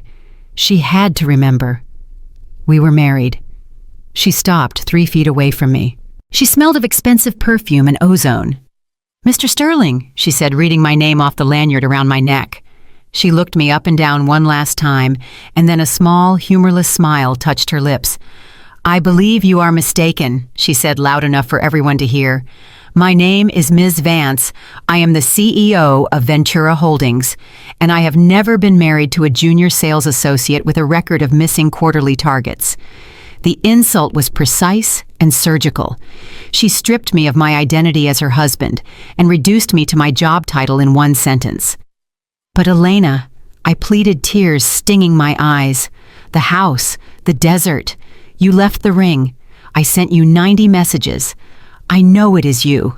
Please, baby, I am sorry. I am so sorry." I was making a scene. I was humiliating myself, but I didn't care. I saw the lifeline and I was grabbing for it. If she was the owner, that meant I was rich again. That meant I was safe. Elena walked back to the head of the table and sat down. She opened the leather folder. She looked at the clock on the wall. "You are wasting company time, Mr. Sterling," she said. She picked up a document. It was my personnel file. I saw my photo paperclipped to the front. "I have reviewed the performance of this branch," she continued, addressing the room, as if our personal exchange had never happened. "It is abysmal. The inefficiency is staggering. And according to this file, Mr. Sterling, you are one of the lowest performing assets in the organization." She looked up at me. Her eyes were dead. "Security was about to escort you out," she said calmly. "However, I believe in giving everyone a fair chance, even the people who seem completely useless." She tapped her manicured fingernail on the mahogany table. "You have 5 minutes, Mr. Sterling." I blinked, wiping the sweat from my eyes. "5 minutes for what?" "5 minutes to present your value proposition," she said. "5 minutes to tell me and this board why I should not fire you immediately for incompetence. 5 minutes to prove that you are worth the salary this company pays you." She leaned back in her chair, crossing her legs.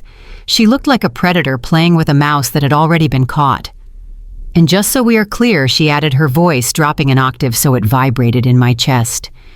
If you mention your personal delusions about being my husband again, security will not just escort you out. They will throw you out. Start. The room fell silent again. Everyone was looking at me.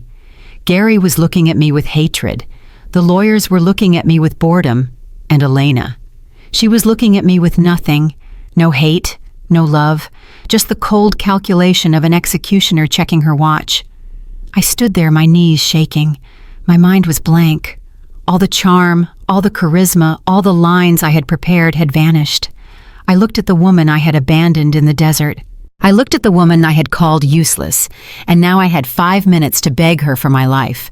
I opened my mouth to speak, but nothing came out except a dry croak. 4 minutes and 30 seconds, Elena said, checking her watch. Tick-tock, Mr. Sterling. The heavy oak doors of the conference room closed behind me with a decisive thud, shutting out the murmurs of the terrified board members. The meeting was over. I had decimated their quarterly projections, exposed their operational failures, and put the fear of God into every executive in that room. It was a masterclass in corporate dominance. But as I walked down the long carpeted corridor, my mind was not on the numbers or the acquisition strategy. It was on the man I had just left trembling in his cheap shoes. Jason Sterling. Seeing him again was like looking at a car wreck. It was gruesome, tragic, and yet impossible to look away from. The man who had once commanded rooms with his arrogance was now a shell, a hollowed-out version of himself that smelled of fear and desperation. I adjusted the cuffs of my silk blazer and kept walking, my eyes fixed on the elevator bank at the end of the hall.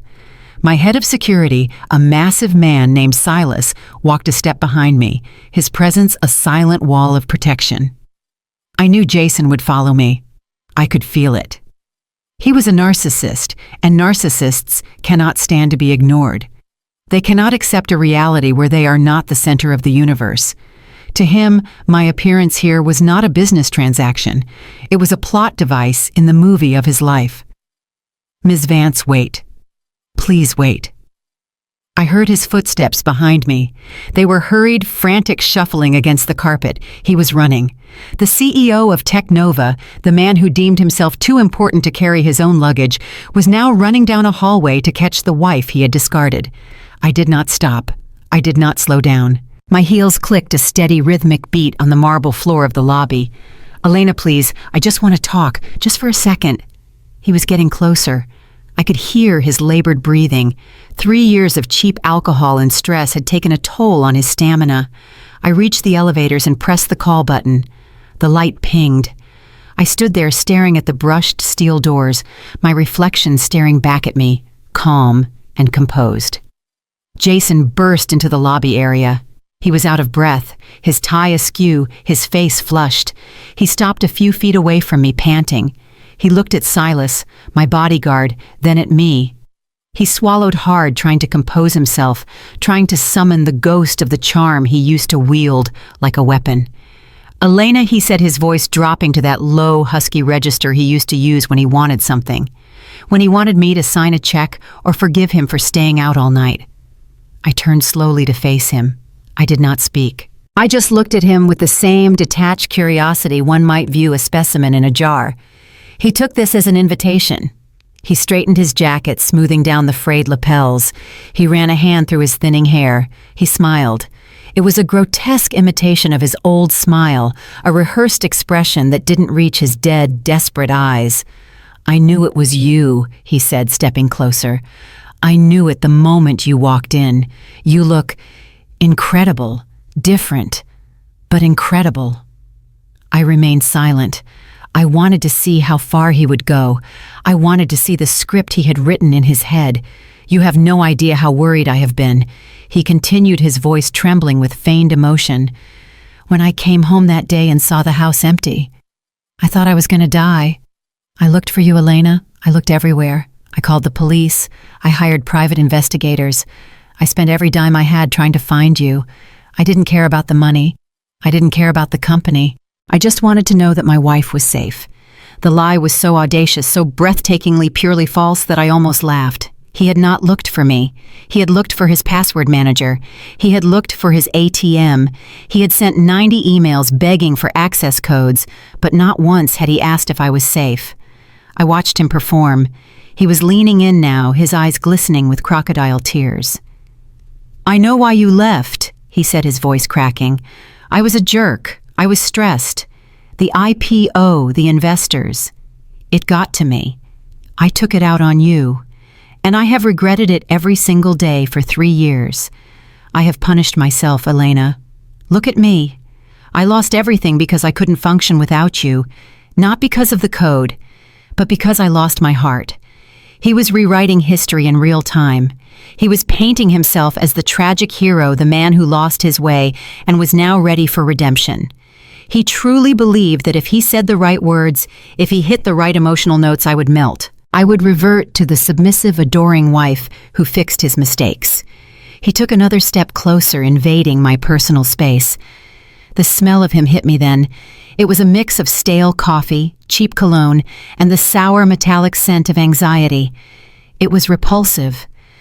"I have been praying for this moment," he whispered. "I knew you would come back. Deep down, I knew you wouldn't abandon us.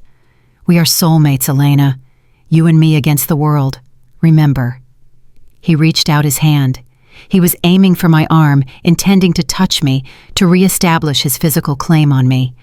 He wanted to bridge the gap, to remind me that my body once belonged to him. "Elena, baby." He lunged forward, arms opening for a hug, expecting to pull me into an embrace that would wash away his debts and his failures. He never made it. Silas moved with the speed of a striking cobra. One moment he was a statue behind me, the next he was a wall of muscle between me and Jason.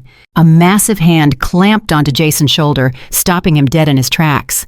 The force of the stop was so sudden that Jason head-whipped back. "Do not touch her," Silas growled, his voice like grinding gravel. Jason yelped in pain, wincing as Silas' grip tightened on his collarbone. He looked at Silas with shock, then at me with betrayal. "Get your hands off me!" Jason shouted, trying to squirm away, but he was powerless against the security professional. "Elena, tell him to let me go. Tell him who I am." I looked at Jason, struggling like a child in the grip of an adult. I didn't signal Silas to release him. I enjoyed the sight too much. "You are a liability, Mr. Sterling," I said, my voice cutting through his panic. "And you are assaulting a corporate officer." Jason stopped struggling. He stared at me, his mouth falling open.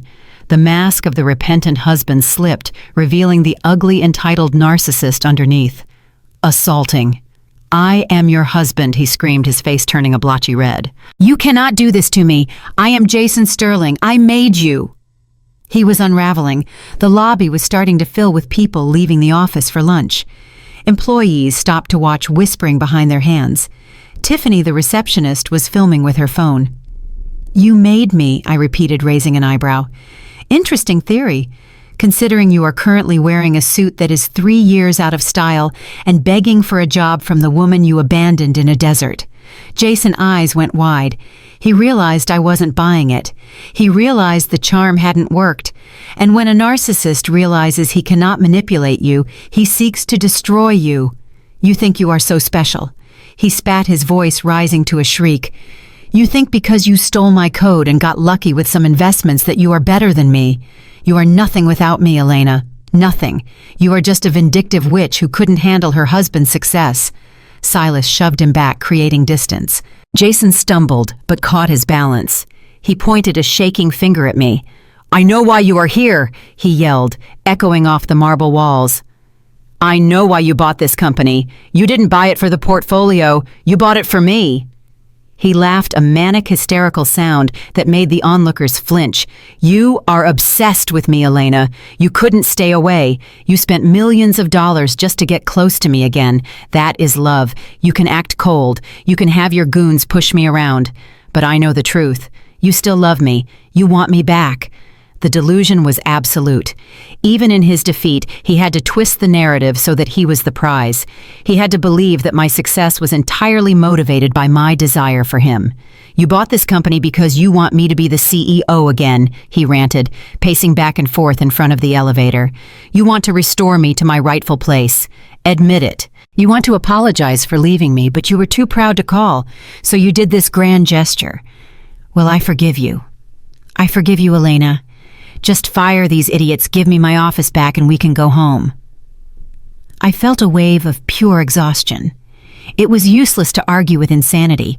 There was no logic that could penetrate the fortress of his ego. I pressed the elevator button again. The doors finally slid open. I stepped into the car. Silas followed, turning to block the entrance. Jason lunged again, trying to get into the elevator with us. Elena, wait. Do not walk away from me. We need to talk about the house. I want a new house. And the car. You owe me that car. Silas put a hand on Jason's chest and shoved him backwards out of the elevator. Jason flew back, landing hard on the polished floor. The doors began to close. I watched him from the gap. He was scrambling to his feet, his dignity in tatters, his suit ruined. He looked at me, and for a split second I saw the terror behind the madness. He knew. He knew he was wrong. He knew I didn't love him. He knew I was the executioner. Emlevoan, he screamed, reverting to the intimacy of our past, his voice breaking into a sob. You are my wife. You cannot treat me like this. I know you still love me. That is why you bought this company. Come back and fix this. The last thing I saw before the silver doors shut completely was Jason Sterling on his knees in the lobby of the building he worked in, surrounded by the coworkers he despised, reaching out toward me as if I were a deity who had forsaken him. The elevator began its smooth ascent to the penthouse. The silence in the car was heavy. Silas adjusted his earpiece. "Should I have the police waiting downstairs, Ms. Vance?" he asked calmly. "No," I said, staring at the floor numbers ticking upward. "That won't be necessary. He won't be coming back." "How do you know?" Silas asked. "Because I know him," I replied. "He thrives on attention, positive or negative. If we arrest him, he becomes a martyr. He becomes the victim." I walked to the back of the elevator and leaned against the rail. "What happens now?" Silas asked. I pulled out my phone. I opened the company directory. I found the entry for Jason Sterling. "Now," I said, tapping the screen, "we initiate the termination protocol." But not for him. I forwarded a file to the HR director. "Fire his boss," I said. "Gary. Fire him for lack of supervision. And tell the new manager that Mr. Sterling is to be transferred. Transferred where Mrs. Vance." "To the warehouse," I said, a cold smile touching my lips. "The one in Nevada. The one without air conditioning. He can stack boxes, minimum wage, no commission." Silas looked at me in the reflection of the door. He nodded. "And if he quits?" "He won't quit," I said softly. "He has nowhere else to go. He is trapped in the web he spun for himself. He will stay. He will stack boxes in the heat, and every day he will think about the woman who put him there." The elevator chimed. We had reached the top. I stepped out into the sunlight of the roof garden. The air was fresh and clean. Far below me, Jason was likely still screaming at the elevator doors, claiming he was the king of the world. But up here, there was only silence. And for the first time in 3 years, I felt truly, completely free. The final shackle had been broken. He wasn't a monster anymore. He was just a pathetic little man screaming at a door that would never open again. The walk from the elevator to my private office was the longest walk of Jason Sterling life. He was flanked by Silas, my head of security, whose presence was a silent promise of violence if Jason tried anything stupid again. But as I watched on the security monitor from behind my desk, I could see the change in Jason's demeanor. The panic from the lobby was fading, replaced by that familiar arrogant, confident strut. He was fixing his tie. He was smoothing back his hair. He was convincing himself that the scene in the lobby had been a test of his resolve, a test of his passion, and he believed he had passed. In his twisted narcissist mind, he had decided that I had invited him up not to fire him, but to reward him for chasing me. He thought the warehouse threat was just a bit of role play, a way for me to assert dominance before I welcomed him back into the fold. He was wrong. The heavy mahogany doors to my office swung open. I did not stand up. I sat behind my desk, a vast expanse of black glass that separated us like a canyon. The room was soundproofed, designed for high-stakes negotiations and silence. The only sound was the low hum of the air conditioning and the rhythmic tapping of my pen against the glass surface. Jason walked in. He stopped in the center of the room, taking it all in.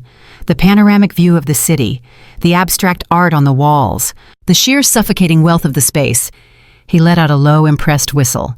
"Nice," he said, nodding approvingly.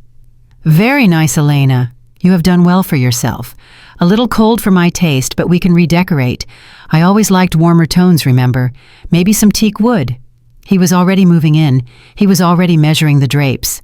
"Sit down, Jason," I said, pointing to the single uncomfortable chair positioned directly in front of my desk. He sat leaning back and crossing his legs, trying to look at ease, despite the fact that the chair was designed to make the sitter feel small and exposed. "Look, Elena." He began, flashing a smile that was missing a tooth in the back, something I noticed when he laughed too wide. "I know I was a little emotional downstairs, but seeing you, it brought it all back. The passion, the fire. We always had that fire, didn't we?" I stared at him, my face a mask of stone. I let the silence stretch out. I let it become awkward. I let it become painful. "You have been looking for me," I said, finally, my voice flat.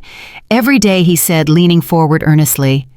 "I never stopped loving you, even when things got hard, even when I lost the house. I did it all for you. I wanted to build the empire back up so I could welcome you home properly." I opened the drawer of my desk. I pulled out a thick manila folder. It was heavy.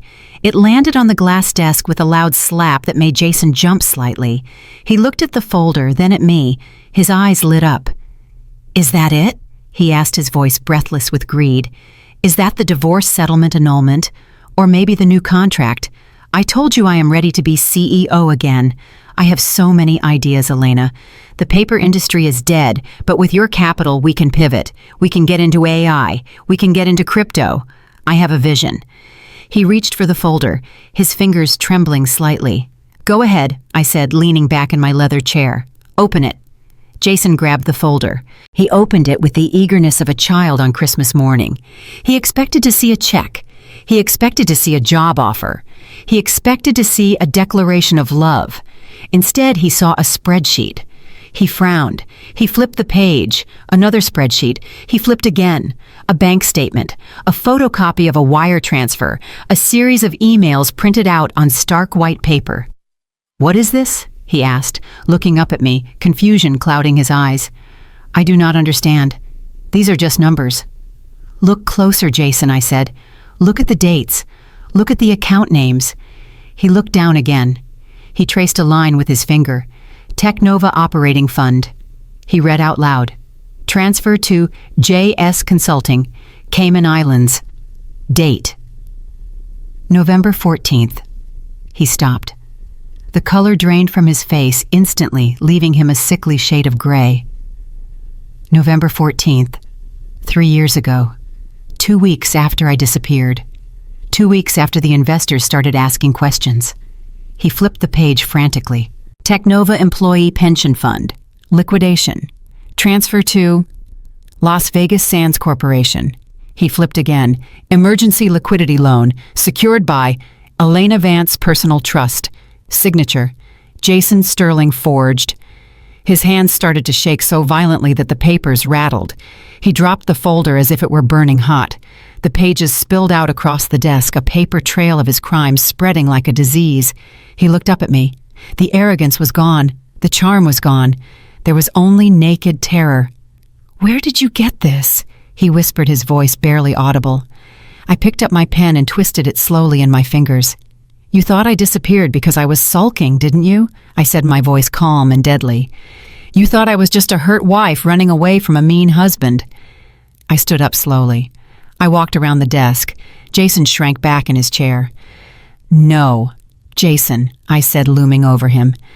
"I disappeared to let you run things freely. I knew you.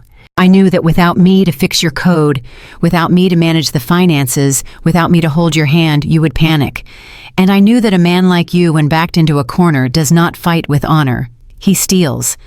I picked up one of the papers from the desk. "I predicted this," I continued. "I knew that when the investors came knocking, you would try to buy time. I knew that when the cash flow dried up, you would dip into the restricted funds. But I did not think you would be this stupid." I dropped the paper onto his lap.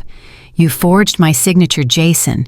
You tried to use my trust fund to cover your gambling debts in Vegas. You emptied the pension fund of the 50 employees who had worked for us for years. You stole from the secretary. You stole from the janitor. You stole from the investors. Jason was shaking his head back and forth, a fast, jerky motion. No, this is a mistake. I was just borrowing it. I was going to put it back. Once the company turned around, I was going to pay everyone back with interest. It was a bridge loan, Elena. Just a bridge loan. It was embezzlement, I said, cutting him off. Class A, felony embezzlement. Wire fraud, identity theft, forgery, money laundering. I walked over to the window and looked out at the city. I have been watching you, Jason. For 3 years, I hired a forensic accountant the day I landed in Zurich. We have tracked every penny. We know about the shell company in the Caymans. We know about the secret account in Nevada. We know about the $50,000 you lost at the blackjack table using the money that was supposed to pay for David's severance package. I turned back to face him. You wanted to know why I bought this company. You thought it was for love. I laughed, a cold, dry sound. I bought this company because it gave me the legal standing to audit your employment history. But more importantly, I bought the debt of Technova. I own the debt, Jason. I am the creditor you stole from. Jason stood up. He looked around the room as if looking for an exit. Elena, you cannot do this, he pleaded, tears streaming down his face. I am your husband. We are family. You cannot send me to jail. I will die in there. I am not built for prison. You should have thought about that before you left me in a desert, I said. I did not mean it, he screamed. It was a joke. It was just a joke. And this, I said, gesturing to the pile of evidence, is just business. Jason fell to his knees. He crawled toward me, reaching for the hem of my pants. Please, he sobbed. I will do anything. I will work for free. I will sign whatever you want. I will go away. I will disappear. Just do not call the authorities. Please, Elena, for old time's sake, remember the good times. Remember when we started. I looked down at him. I remembered the good times. I remembered the nights I stayed up coding while he slept. I remembered the lies he told the press. I remembered the prenup he made me sign. I remembered the heat of the sun on my skin at the rest stop. I stepped back out of his reach. I am not calling the authorities, I said. Jason stopped crying. He looked up, hope flaring in his eyes. You aren't, he asked. Oh, thank God. Thank you, Elena. I knew it. I knew you still had a heart. Thank you. I promise I will pay it back. I will. I pressed a button on my desk phone. I am not calling the authorities because I already called them, I said. They are waiting in the conference room next door. Jason's eyes went wide. What? The door to my office opened again. 2 federal agents in windbreakers walked in, followed by a uniformed police officer. They were not smiling. Jason Sterling, the lead agent, said, pulling out a pair of handcuffs, "You are under arrest for securities fraud, wire fraud, and embezzlement." Jason scrambled backward, crab walking across the floor. No. Elena, help me. Stop them. Tell them it was a mistake. I watched as they hauled him up. I watched as they twisted his arms behind his back. I watched as the cold metal cuffs clicked shut on his wrists. The sound was final. It was the closing of a book. He struggled, screaming my name, screaming that he was innocent, screaming that he loved me. Elena, tell them I yelled. Tell them who I am. I looked at him one last time. I already did, I said softly. You are a thief. The agents dragged him toward the door. As he passed me, he looked into my eyes and he saw the truth. He saw that there was no anger left in me. There was no bitterness. There was only the peace of a job well done. Wait, Jason shouted as they pushed him into the hallway. The password, the crypto wallet. You owe me that. I need a lawyer. Give me the password, Elena. I walked to the door and watched him being dragged down the corridor, past the shocked employees, past the open mouths of the people he had tried to impress just an hour ago. I leaned against the doorframe. The password, I called out to him, my voice carrying clearly down the hall. He stopped struggling, twisting his head to look back at me, hope, dying hard. The password is the date you left me, I said. But not the day. The temperature. He looked confused. 100 degrees, I said. and then the elevator doors closed, swallowing him whole.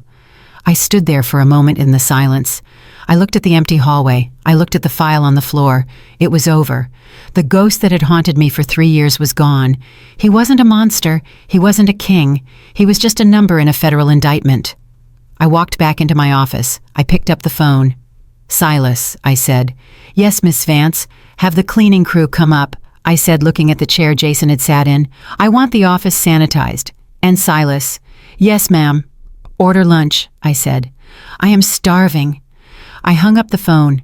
I walked to the window and looked out at the city. The sun was shining. The world was moving on. And for the first time in a long time, so was I. I sat down at my desk and opened my laptop. I had a company to run. I had an empire to build. And I had a life to live. The screen glowed with the logo of Ventura Holdings.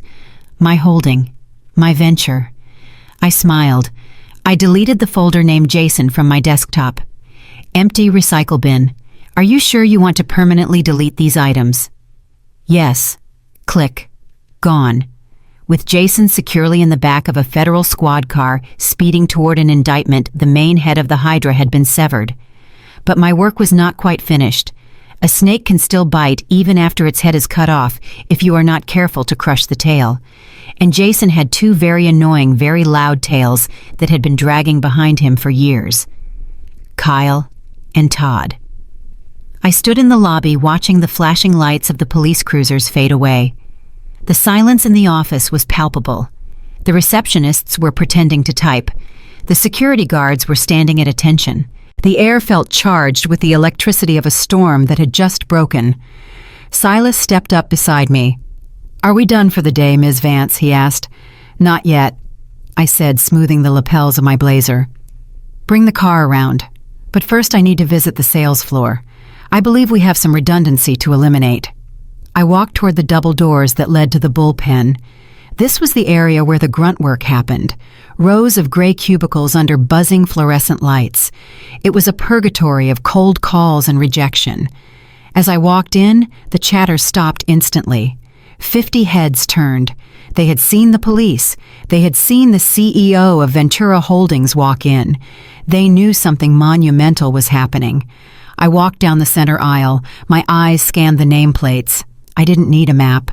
I knew exactly where they would be. Parasites always stick close to the host. I found them in the back corner, huddled together near the water cooler, Kyle and Todd. Time had been even less kind to them than it had been to Jason. Kyle, who used to brag about his six-pack abs and his ability to drink all night, looked bloated and tired.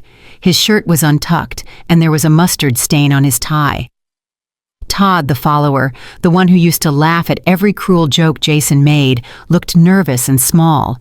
His hairline had receded, and he had the desperate, shifting eyes of a man who knows he is constantly on the verge of being found out. They were whispering frantically, probably trying to figure out what had just happened to their leader. "I think they arrested him," Todd was saying, his voice a high-pitched whine. "I saw handcuffs, Kyle, real handcuffs. What do we do?"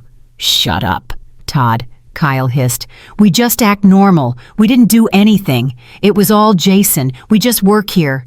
A cough from behind them made them jump. They spun around. When they saw me, the blood drained from their faces so fast they looked like wax figures. Elena, Kyle stammered. Ms. Vance." He tried to smile. It was a pathetic sight. This was the man who had driven the car. This was the man who had looked in the rearview mirror and told Jason to leave me there. This was the man who had laughed as I stood in the dust. "Hello, boys," I said, my voice pleasant but hollow. Kyle swallowed hard. His Adam apple bobbed. "Look, Elena," he started, holding up his hands in a gesture of surrender. "I know what this looks like, but you have to understand, we were just kids back then. We were stupid. Jason, he had this influence over us. He made us do things." Todd nodded vigorously. "Yeah, exactly. He was the boss. We were just following orders. We actually told him to go back." "Didn't we, Kyle? We told him it was mean." But he wouldn't listen. I tilted my head slightly, pretending to consider this rewrite of history. "Is that so?" I asked.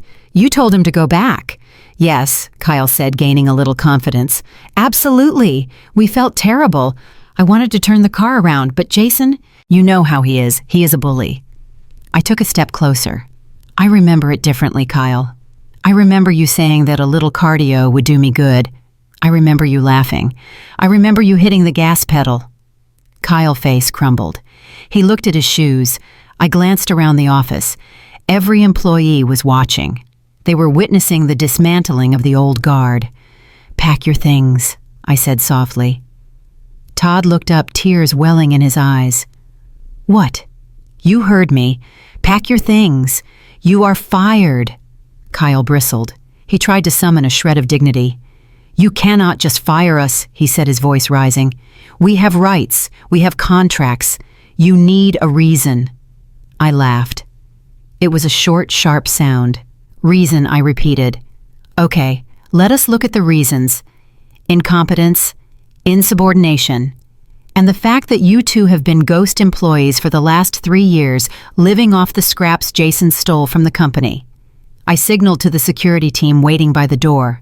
2 guards marched over holding cardboard boxes. They dropped the boxes onto the desk with a heavy thud.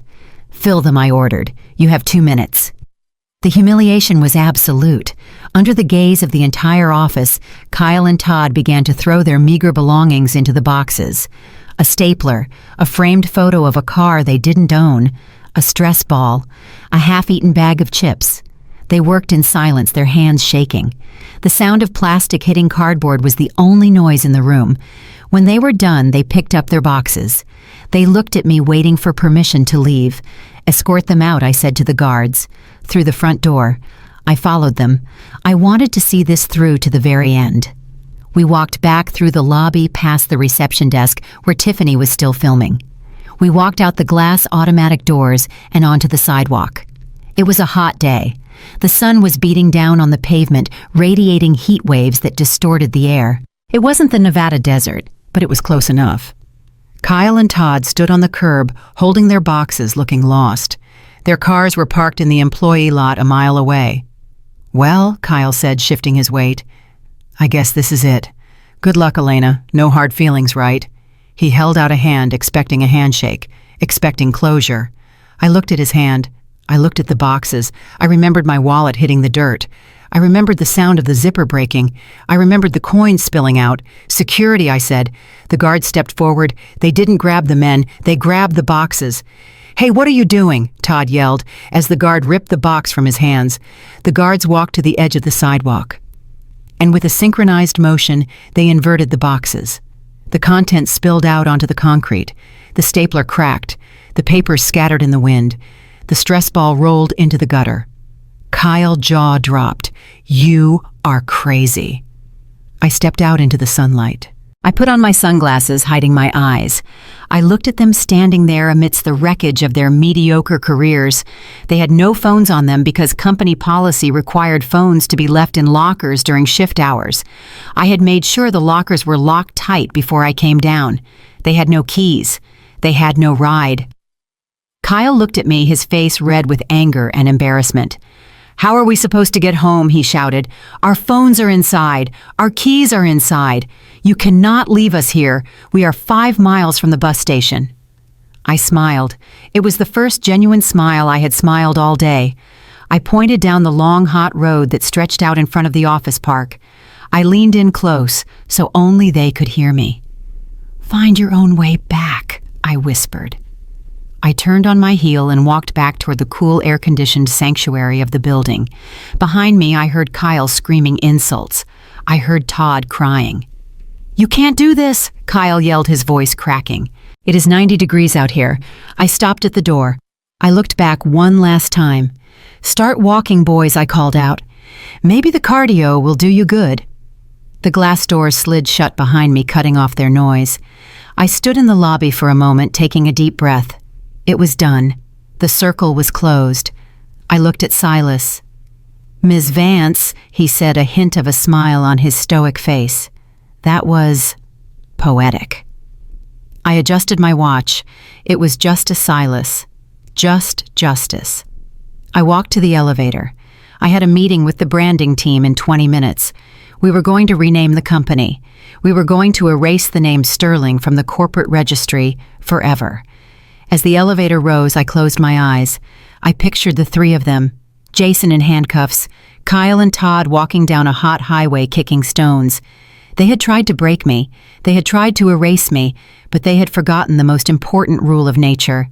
You can burn a forest down, you can scorch the earth, but if the roots are deep enough, the forest always grows back. And this time, it grows back with thorns. I opened my eyes as the doors opened to the penthouse. "I am Elena Vance," I said to the empty room, reintroducing myself to my new life. "And I am just getting started." The room was thick, with the suffocating weight of inevitability. The two federal agents stood on either side of Jason, their hands resting heavily on his shoulders, anchoring him to the reality he had tried so hard to outrun. But before they could drag him out the door, Jason made one final, desperate move. He twisted his body with a manic strength born of pure terror and threw himself toward the floor. He did not fight them to escape.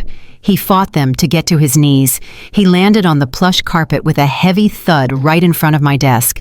The agents moved to hoist him up, but I raised a hand signaling them to pause. I wanted to see this. I wanted to etch this image into my memory forever. The man who had once towered over me, the man who had left me to rot in the desert, was now kneeling at my feet like a penitent sinner before an angry God. Jason looked up at me. His face was a ruin of tears and snot. His expensive haircut disheveled his eyes wide and bloodshot. "Elena, please." He choked out his voice, raw and broken. "Look at me. Look at us. We were partners. We were a team. You cannot send me to prison. Do you know what they will do to me in there? I am not a criminal. I am just a man who made a mistake, a terrified man who lost his way." I swiveled my chair slightly so I was facing him directly. I looked down at him with the same detached interest one might show a bug that had been crushed but was still twitching. "A mistake," I repeated, my tone conversational. "Leaving the toilet seat up is a mistake, Jason. Forgetting our anniversary is a mistake. Systematically draining the pension funds of 50 loyal employees to cover your gambling losses is not a mistake. It is a choice. A series of choices." I picked up the legal file from my desk. I opened it to the page where the charges were listed. "Let us review your future, shall we?" I said, scanning the document. Count 1, wire fraud, punishable by up to 20 years in federal prison. Count 2, money laundering, another 20 years. Count 3, securities fraud, 25 years. I looked up, meeting his gaze. "You are 35 years old, Jason. If the judge is lenient, you might see the sun again when you are 80. But given that you stole from a widow pension fund, I doubt the judge will be lenient. You are going to die in a concrete box." Jason let out a low, animalistic wail. He shuffled forward on his knees, the handcuffs clinking behind his back. "I did it for you," he screamed. "I wanted to save the company for you. I wanted to have something to show you when you came back. It was all for love, Elena. Everything I did was for love. For love." The words hung in the air, toxic and sweet. He was still trying to play the romance card. He still thought that somewhere deep inside the icy exterior of the CEO, there was a soft-hearted wife who desperately wanted to believe him. I reached into the drawer of my desk and pulled out a stack of paper. It was not the legal file. It was a printout, a transcript. I dropped the stack on the floor in front of him. The pages fanned out. "Love?" I asked. I stood up and walked around the desk, stopping just inches from where he knelt. I pointed a sharp, manicured finger at the papers. "These are the transcripts of every single message you sent to my old email address over the last 3 years. 90 messages, Jason. I read every single one of them." Jason stared at the papers, confusion warring with his panic. "I wrote to you," he stammered. "I wrote to you all the time. I was worried." I bent down and picked up a page at random. Message number 12. I read aloud, my voice echoing in the silent office. Subject line urgent. Body of message. "Where is the server key, you stupid witch? I cannot authorize the payroll. Send it now or I will burn your clothes." I let the paper flutter to the floor. I picked up another. Message number 45. Subject line IRS. Body of message. "If the taxman comes, I am telling them you did it. You are the one who cooked the books. You better come back and fix this before I throw you under the bus." I looked at Jason. He was shrinking away from me, curling in on himself. "And let us not forget the finale," I said, picking up the last page. Message number 90. Sent just last week. Subject line Bitcoin. Body of message. I am starving. Give me the password to the wallet. I know you have it. Just give me the money and I will never bother you again. I ripped the paper in half. The sound was sharp and final. In 90 messages, Jason, there was not a single question about my well-being. You never asked if I was safe. You never asked if I had food. You never asked if I was happy. You never asked if I was alive. I leaned down, getting right in his face so he could see the absolute zero in my eyes. You did not ask because you did not care. You did not love me. You loved what I did for you. You loved the code I wrote. You loved the money I made. You loved the way I fixed your life so you could play the big shot. I stood up and straightened my blazer. You did not love me, Jason. You loved the ATM machine that cooked you dinner and warmed your bed. And when the machine stopped dispensing cash, you kicked it. You abandoned it in the desert. Jason was sobbing now, ugly heaving sobs that shook his entire body. I am sorry, he gasped. I am so sorry. I was selfish. I was weak. But please, Elena, do not do this. I will change. I swear I will change. Just give me a chance. Do not sign the papers. Do not let them take me. I walked back to my desk. I sat down. I picked up my fountain pen. It was a heavy black Mont Blanc, the kind of pen used to sign treaties and declare wars. On the desk in front of me lay the official termination document. It was the formal legal severance of Jason Sterling from the company and the formal referral of his case to the Department of Justice. I looked at him one last time. I gave you a chance, I said. I gave you 5 years of my life. I gave you my talent, my patience, and my heart. And you threw it all away for a cheap thrill and an ego boost. I uncapped the pen. The economy of mercy is closed, Jason. You are overdrawn. I pressed the nib of the pen to the paper. The ink flowed black and permanent. I signed my name with a flourish. Elena Vance. Not Elena Sterling. Elena Vance. I looked up at the federal agents. Take him, I said. The agents moved instantly. They grabbed Jason by the arms and hauled him to his feet. His legs were dead weight. He was dragging his feet, screaming, begging, pleading with God, pleading with the devil, pleading with me. Elena, no. Elena, please. I love you. I love you. I pressed the button on my intercom. Silas, I said. Yes. Ms. Vance. Silas' voice came through clear and steady. Mr. Sterling is leaving the building, I said. Ensure the economic police have the full evidence package. The hard drives, the bank statements, the forged checks. Everything. Understood, Ms. Vance. It is already done. Jason heard this. He heard the finality of it. He stopped screaming. He looked at me across the room as he was dragged toward the door. The hope died in his eyes, replaced by a hollow, haunting realization. He realized that the woman he had abandoned was not just powerful, she was absolute. As they reached the door, I called out one last thing. And Jason. He looked back, tears streaming down his face. The ATM is out of order, I said, permanently. The heavy doors closed, cutting off his sob. I sat there in the silence of my office. My hand was still resting on the signed termination paper. I felt a strange sensation in my chest. It wasn't joy. It wasn't happiness. It was lighter than that. It was relief. I picked up the phone and dialed my assistant. Get the legal team in here, I said. We have a company to rebuild. I hung up. I looked out the window at the skyline. Somewhere down below, a police car siren wailed, coming to life. It was a sound of justice, a sound of consequences. I turned my chair back to my desk. I opened my laptop. I had work to do, and for the first time in my life, I was doing it for me. The revolving doors of the Ventura Holdings building spun slowly, pushing me out from the cool, conditioned air of the lobby into the late afternoon warmth of the city. I paused on the sidewalk, taking a deep breath. 3 years ago, the heat had felt like an enemy. It had been a suffocating blanket of dust and despair pressing down on me in a lonely gas station parking lot.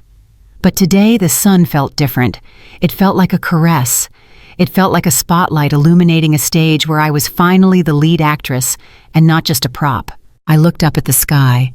It was a brilliant, unblemished blue, the kind of blue that promises infinite possibilities. The noise of the city surrounded me, cars honking, people talking, the distant hum of construction. It was the soundtrack of progress, the soundtrack of a life that was moving forward at high speed. A sleek black sedan pulled up to the curb. It was not a showy sports car like the one Jason used to drive. It was understated powerful and reliable. The driver's side door opened, but it wasn't a chauffeur who stepped out. It was Julian.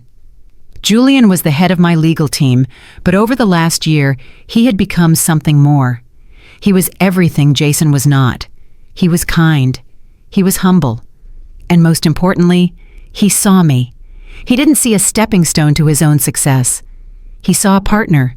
He walked around the car, his movement fluid and calm. He opened the passenger door for me, not because he thought I was incapable of doing it myself, but because he respected me. "Ready to go home, Elena?" he asked, his eyes crinkling at the corners with a warm, genuine smile. Home. The word used to fill me with dread. Home used to mean a cold mansion where I walked on eggshells, terrified of leaving a water ring on a table or saying the wrong thing in front of guests. Home used to be a prison disguised as a palace, but now home meant a loft in the city, filled with books and light. It meant cooking dinner together while drinking cheap wine and laughing until our sides hurt. It meant safety. I smiled back at him, a smile that didn't have to be forced, a smile that didn't have to hide a secret plan or a broken heart. "Yes," I said, stepping into the car. "I am ready to go home." As we merged into the traffic leaving the tower behind, I caught a glimpse of myself in the side mirror. The woman looking back was unrecognizable from the girl who had stood crying on the side of the road with a broken heart and an empty wallet. That girl had been a victim. This woman was a survivor. That girl had been looking for a ride. This woman was driving the car. Miles away across the city, in a building with no windows and no sunlight, the atmosphere was very different. Jason Sterling sat on the edge of a narrow metal cot in a temporary holding cell at the Federal Detention Center. The room smelled of bleach and unwashed bodies. The walls were painted a peeling industrial gray that seemed to suck the light out of the air. He stared at his hands, the hands that used to wear a Rolex, the hands that used to grip the steering wheel of a Range Rover, the hands that had thrown a wife wallet into the dirt. Now they were empty. His wrists were red and chafed from the handcuffs. He looked around the small cage. There was a stainless steel toilet in the corner with no seat. There was a flickering fluorescent light buzzing overhead. There was a heavy steel door with a small rectangular window. For the last 3 hours, Jason had been screaming. He had screamed for his lawyer. He had screamed for the warden. He had screamed that it was all a mistake, that he was a victim of a vindictive ex-wife. But nobody had listened. The guards had just looked at him with bored expressions and walked away. Now the screaming had stopped, replaced by a crushing silence. And in that silence, the memories began to play. He closed his eyes and he was back in the desert. He saw the heat shimmering off the asphalt. He saw Elena standing by the pump holding those water bottles. He saw the look of confusion on her face when he told her to get out. It was just a joke, he whispered to the empty cell. It was supposed to be funny, but as he said the words, he knew they were a lie. It hadn't been a joke. It had been an act of cruelty. He had wanted to hurt her. He had wanted to break her spirit because he was terrified of her strength. He had wanted to prove to Kyle and Todd that he was the alpha male, that he owned her. "Find your own way back," he had said. He let out a dry, bitter laugh that turned into a sob. She had found her way back. She had found a way back to the top of the world, and in doing so, she had shown him exactly where he belonged. He thought about the 90 messages he had sent. He thought about how he had begged for money, but never for forgiveness. He thought about the moment in her office when she had ripped the paper in half. "You loved the ATM machine." The truth of her words hit him like a physical blow. He had never loved her. He had consumed her. He had used her brilliance to fuel his own mediocrity. And now that the fuel was gone, the engine had stalled. He curled up on the hard cot, pulling his knees to his chest. He was cold. So cold. He wished he had a blanket. He wished he had a friend. He wished he had the wife he had thrown away. But he had nothing. Just 4 walls, a metal toilet, and the echoing realization that he was the architect of his own destruction. He had played a game of power with the woman who wrote the rules, and he had lost everything. Jason Sterling closed his eyes and waited for the darkness to take him. He knew that when he opened them again, nothing would be different. This was his life now, a life of gray walls and regret. And the worst part was knowing that somewhere out there in the city of lights, Elena was smiling. The story of Jason and Elena is a harsh reminder of how quickly the tables can turn. It is a story about the danger of arrogance and the quiet, unstoppable power of a woman pushed too far. We often think that strength looks like loud shouting or aggressive posturing. We think power looks like a man in a suit barking orders. But true strength is often silent. It is the ability to endure humiliation without breaking. It is the ability to walk away from a toxic situation with your head held high, even when you have nothing in your pockets. Elena did not scream. She did not fight physically. She did not lower herself to Jason level. She simply took the bricks he threw at her and used them to build a fortress that he could never breach. So here is the lesson for everyone listening today. Never underestimate the person who stands beside you in the shadows. Do not mistake their silence for weakness. Do not mistake their patience for stupidity. And never ever think that you are the sole author of your success. And to the women who might be in a situation like Elena was, to the women who feel unappreciated, undervalued, or trapped, remember this: you are not an accessory. You are not a supporting character in someone else's movie. You are the protagonist. You have the power to rewrite the script. It might be scary. You might feel like you are stranded in a desert with no map, but you have an inner compass that is stronger than you know. Trust it. Walk away from the people who dim your light. Build your own empire. And when they come crawling back begging for entry, remember to keep the door locked, because sometimes the best revenge isn't revenge at all. It is simply being happy, successful, and completely out of their reach. Now I want to hear from you. Put yourself in Elena's shoes. Imagine you are standing at that rest stop, watching your partner drive away laughing. What would you have done? Would you have called him begging to come back? Would you have called the police? Or would you have done exactly what Elena did and burned his world to the ground? If you think Jason got exactly what he deserved, I want you to comment the word karma down below. Let us see how many of you believe in justice. And if you enjoyed this story of betrayal and redemption, please hit that like button and subscribe to the channel. It helps us bring more of these stories to light. Thank you for watching. And remember, be careful who you leave behind, because they might just be the one holding the keys to your future.